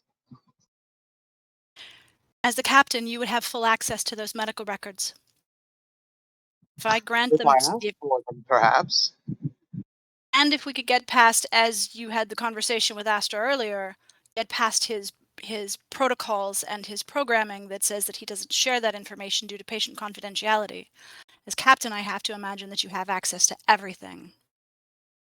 I would imagine, but it's not a boundary I have pushed. I take it your question was not answered by the file you were given. There was nothing in there that I didn't already know. Well, no, there was nothing available to me that I didn't already know. And then the question begs to be asked, who or what or how would Handyman have redacted any of that information? If I had to guess, it would be that it is a protocol that has been in place since we all came aboard this ship. I don't buy that. I'm sorry, you'll have to forgive me, but there's only one group that doesn't want anyone to know what's going on in my creation, in my existence, and that's the Crusade. And you think the Crusade has agents aboard this ship? I don't, which is why I was curious about how the medical record was made unavailable to me, especially if it's mine. I'm trying to suss it out, and I'm looking to you for some insight. Well, my insight is this. The professor likes to play things close to the chest, and he doesn't see a problem with using people, almost like objects. He has a bit of a blind spot in that area, I suppose you could say. So you think he's known since I came on board? I think whatever was redacted that was unavailable to you, he has had full access to. He has spoken since day one about doing experiments on us. I took it as a joke, but I'm wondering if there is more substance to it than mere flippancy. I know he asked for his privacy, but is not returned in kind, and I don't appreciate it, and I will tell you right now, it is everything I can do to keep from going up and banging on that damn door of his and giving a piece of my mind as a result. Did you read the fine print of the contract? No, I didn't. Does it say that he owns every piece of us? Give to us at his discretion? I read the main points of the contract, but the fine print, the legalese, so to speak, no, I did not go into all the details. I will have to pull up the contract and look over it myself, see what I can find. If there are questions that we have for him, I can see if I can arrange a meeting. If all of our questions are answered with what we already signed and agreed to, well, that's on us for not reading it. In the meantime, if you would like a more thorough medical examination, I'm sure I could oblige you. She leans in and puts cups his chin in her hands and gives him a kiss. Shara, I'm sure could. But I don't think you're going to be able to give me the answers that report will. And I want that information. There could be something in there that could help us going up against the Sith.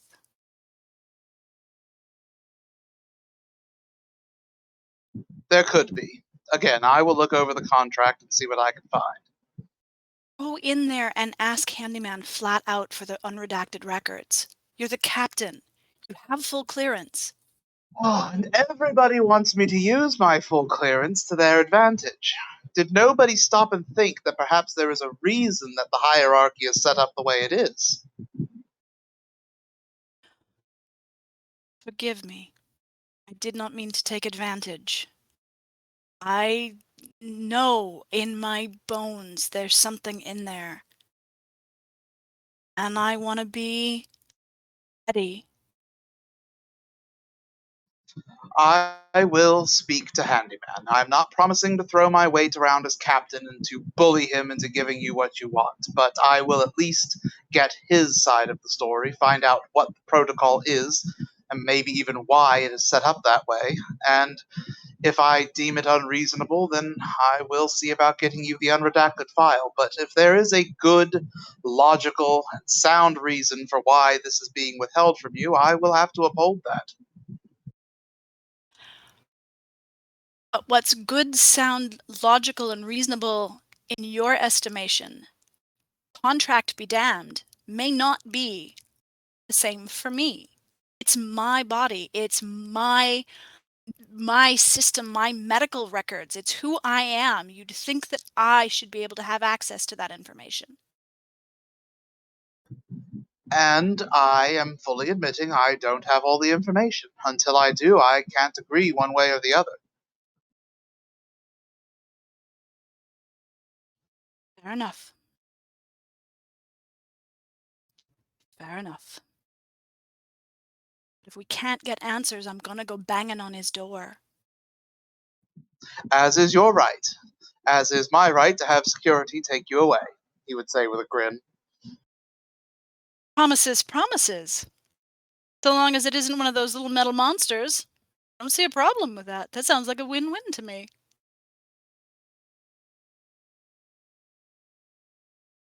And she gives him a wink. Oh, I'm sure it does. Put the insubordinate crew member in the brig. Do a thorough medical examination. Oh, doctor, doctor, don't touch me there. It makes me... Never mind.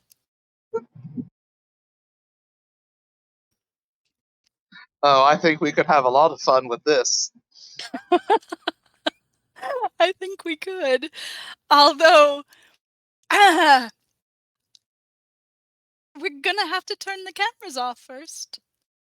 You know, Duro, this ship is outfitted with hundreds of cameras. There's no blind spot. Gungnir just told me. Yes, I am aware. I am also aware that all of the ones in private areas are turned off. So and she adjusts her chin over at Gungnir. So she said. Glad to get your second on that one. I don't trust her any more than I do that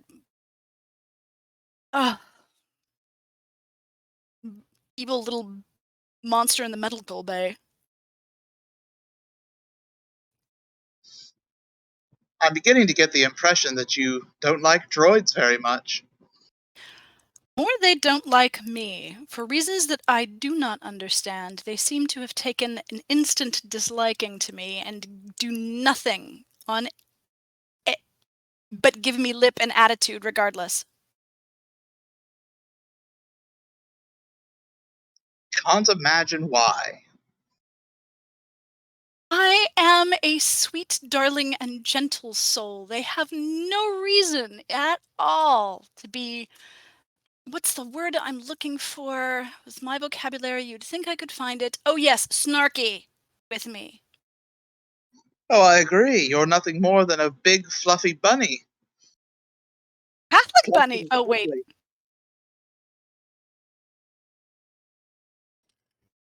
I missed it. Say that again. He said, "Oh, I agree. You are nothing if not a big, fluffy bunny, plush and cuddly. What problem could they possibly have with you?" I have never threatened to come after them with a screwdriver, ever. Though I'm sure you've fought it many a time. She reaches over and pops a piece of fruit in her mouth and just sort of looks innocent as she's chomping down on fruit.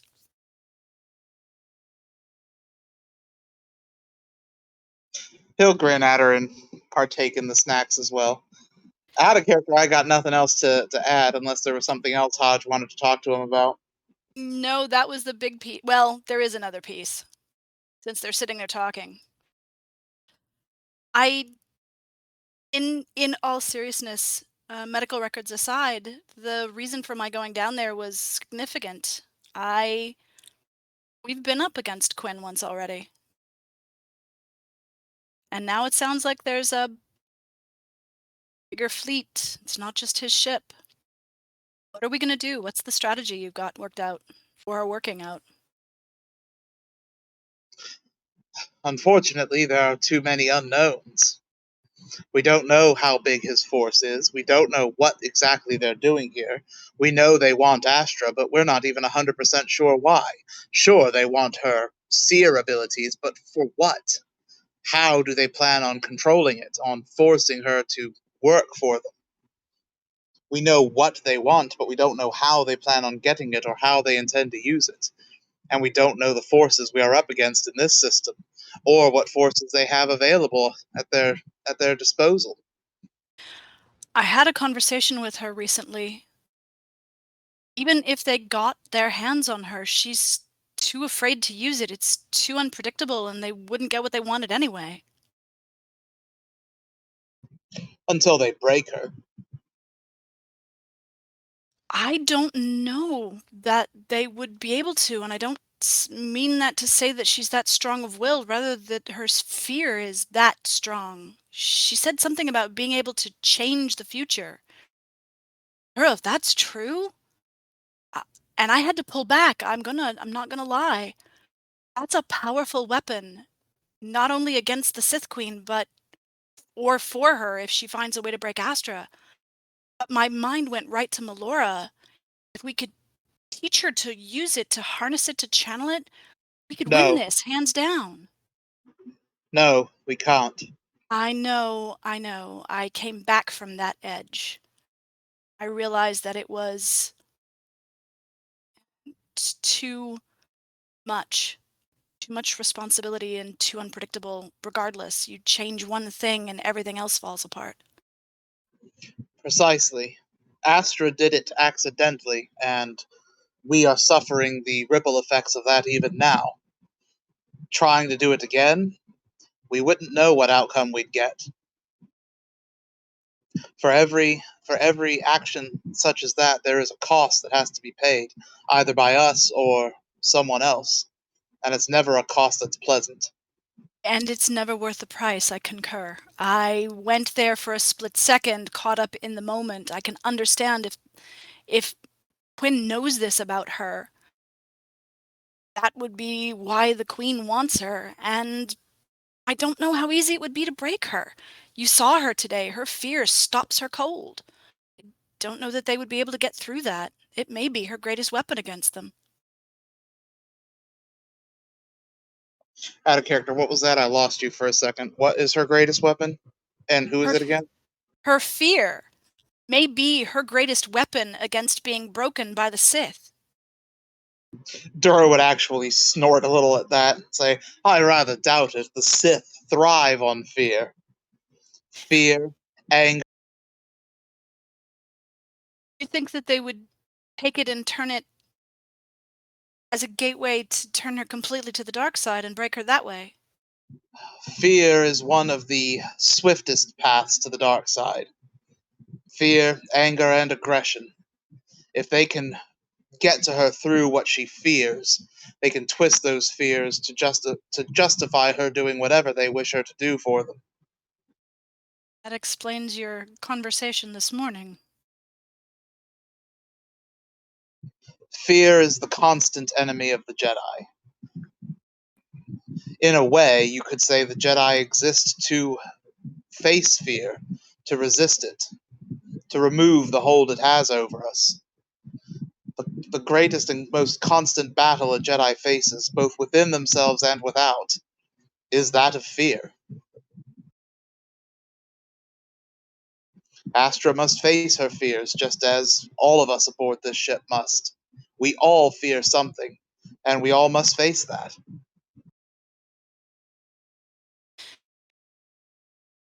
I don't fear Quinn. Much. And I'm not going to lie about that. There is some piece of me that wonders how we're going to be able to beat him. And God's help us if the Queen is in his shadow somewhere. Though the Queen won't be in his shadow, he is in hers. No, what I mean is that he's standing in front of her and she behind him in the shadow. That would be like Quinn hiding our view of a mountain. Trust me, if she's here, we'll know. Well then, if you don't know that she's here, I'm going to be grateful for it. Still, it doesn't change what's in front of us, and I will back your play. I happen to agree with you. Walking into the trap is the quickest way to set it off and the best way to catch them off guard. That, and something I learned in the Clone Wars, the fastest way to get an audience with the enemy is to get yourself captured.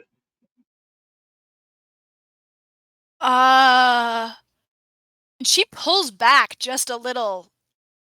I captured Duro. What? Think about the last time we faced Quinn. We agreed to go aboard his ship. Sure, I had a ploy going, but I knew it wasn't going to work forever.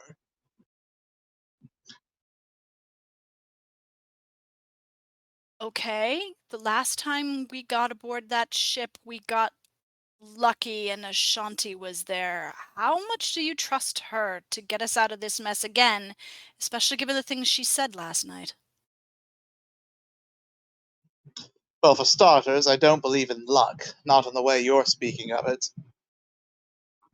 Everything Touche. was meticulously planned, and while I didn't know exactly how it was going to go, the outcome I expected did occur, which was that Ashanti freed Astra and helped us escape from Quinn. Sounded very much to me like Ashanti would rather join him. I know she can't stay there. But it makes me wonder whether or not she'll turn on us when it really counts.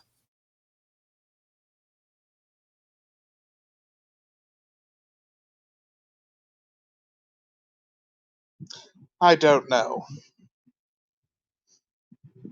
Do I trust her? Yes. Should I? Probably not. But if I'm honest with myself, I have to say I do trust her to have Astra's best interests at heart and to act accordingly. I don't know about that. I'll have to I trust you. suppose that's because if Astra is killed, Ashanti ceases to exist as well. But they don't want to kill Astra. That's the thing that scares me the most. They don't want her dead. And as long as she's alive and Ashanti can be on board and be with Quinn, I don't know. It's tricky, but again, I don't feel I have enough information to form a solid plan. And the quickest way to get that information is to get in close with Quinn. Just to get captured. Captain, Yes. your intentions to get captured Gungnir might be closer at hand than you are aware of. Hodge looks down at the panel. Is something blinking she didn't notice while she was in conversation? Yes. Where was the alarm? She'll It's on the most extreme edge of. Duro is looking as well, just so I can make that clear. she'll bring up the screen.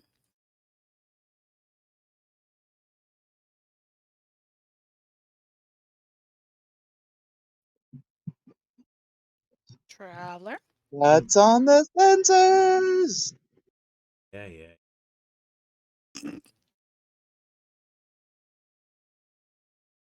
Two ships. Looks like they're on a standard patrol.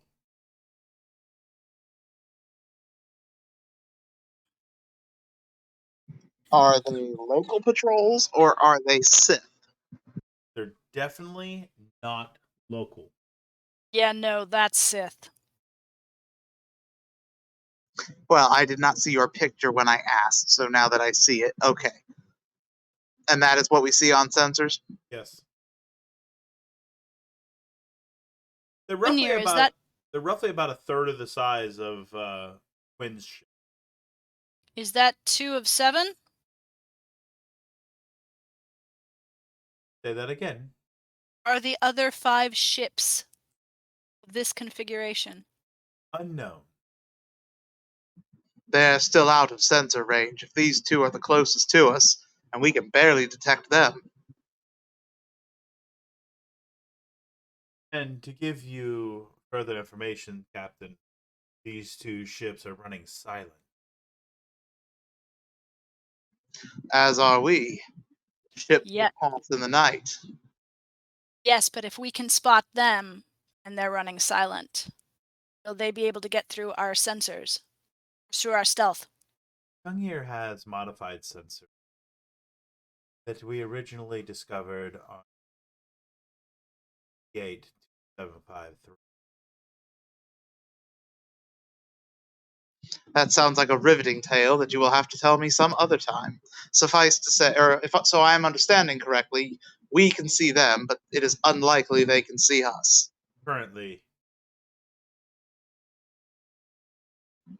Fantastic. Will we come into their sensor range if we continue on our present course? No. They'll pass well clear of us. What? Right. Well, note their position as long as they are within range to do so, and we will simply continue on towards the planet. Yes, sir. Casts a wide net, Duro.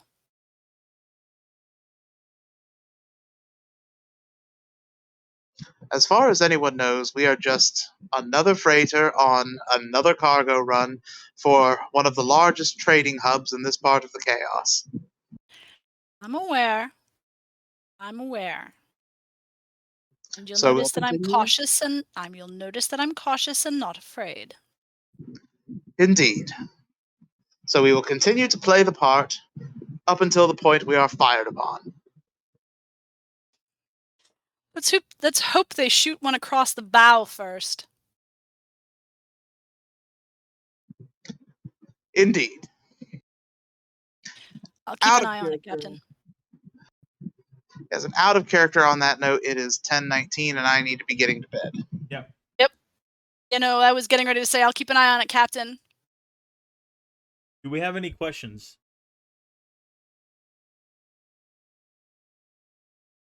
Just one. How much XP would it be if Duro takes out the entire fleet with the Gungnir? Of the entire fleet? Give you 2 levels?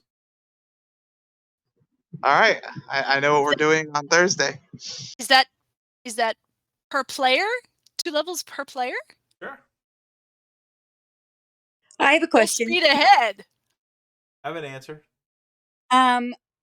So these sensors that are happening are only happening on the bridge. Like just no one else not on the bridge knows that this is happening. Is that right?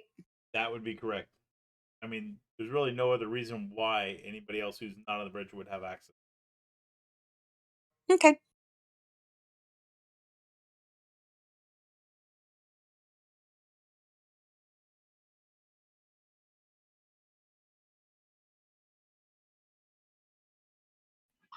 Oh, and as someone who has raised several litters of kittens from 2 or 3 weeks old, there's no way these kittens are staying hidden much longer. It's incredulous that they have managed to keep them hidden this long. I wasn't expecting to keep him hidden any longer. Alright, good, because Duro's gonna have kittens of his own when he finds out. Don't have a cow. There's no room on the Gungnir for a cow. The kittens are bad enough.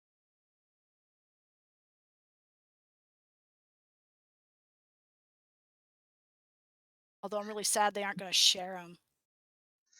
I think there will be a litter of kittens followed by 8 little girls getting yeeted out the airlock. Oh!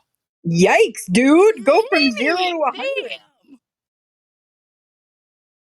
Freeloaders no more. Jeez. Exactly, you pull your weight or you get off the ship. They are pulling their weight. Just imagine we can toss out the rat poison now. We now have cats on board.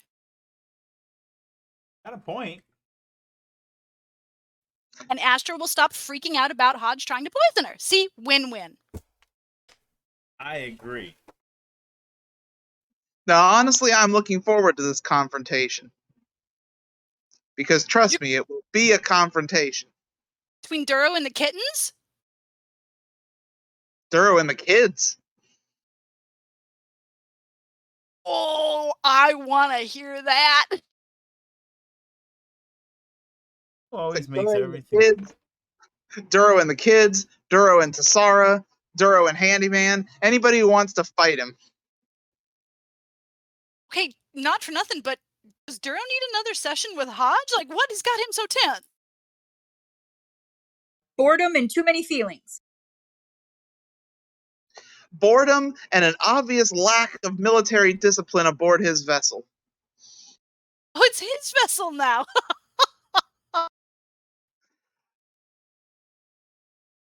That was a modified quote, but I guess it would have worked for him to say this vessel. The vessel that he is the captain of at this moment in time, because its owner is currently in seclusion.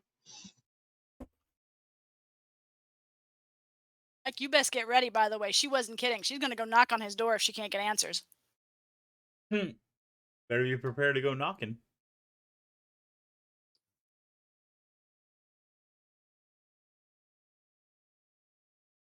Yeah, God I'm damn just it, waiting I to see if he's talking. alone. I am absolutely waiting for the conversation between Duro and Handyman. Oh, this About is the rich. redactions? About what? About the redactions? Yep. I do have a question. Yes. Is Astra actually gonna have to play out the stupid physical, or can we just say it was done? You can say that it was done. I mean, unless you want to play it out, unless there's something specific you want to do, like Hodge. Use the Force to crush Handyman like a tin can? Hey, you can do that. I'll pay you for that. I'll pay you in kittens, please. I don't know why Hodge doesn't like the droids. It's not a matter of Hodge not liking the droids. They came at her. Really? Yes. Just like Ashante came at Astra. I mean, at Hodge. Okay, I will capitulate that Hodge's temper got the better of her by it seeing Ashanti standing there. I will own that. She's learned that lesson. See, the thing is, if we were to do... I'm sorry, go ahead. Oh, I just said, has she, though? I will lick your nose. Don't think I won't. If we were to Don't do threaten me each with a good time. character's like zodiac, Hodge would absolutely be the same as Lily, which is a Scorpio. Because the moment you withhold anything from a Scorpio, they lose their fucking minds. I don't know. She What seems would more like a Tessara's tourist to be? me because she's always like looking for confrontation. What would Tessara's be?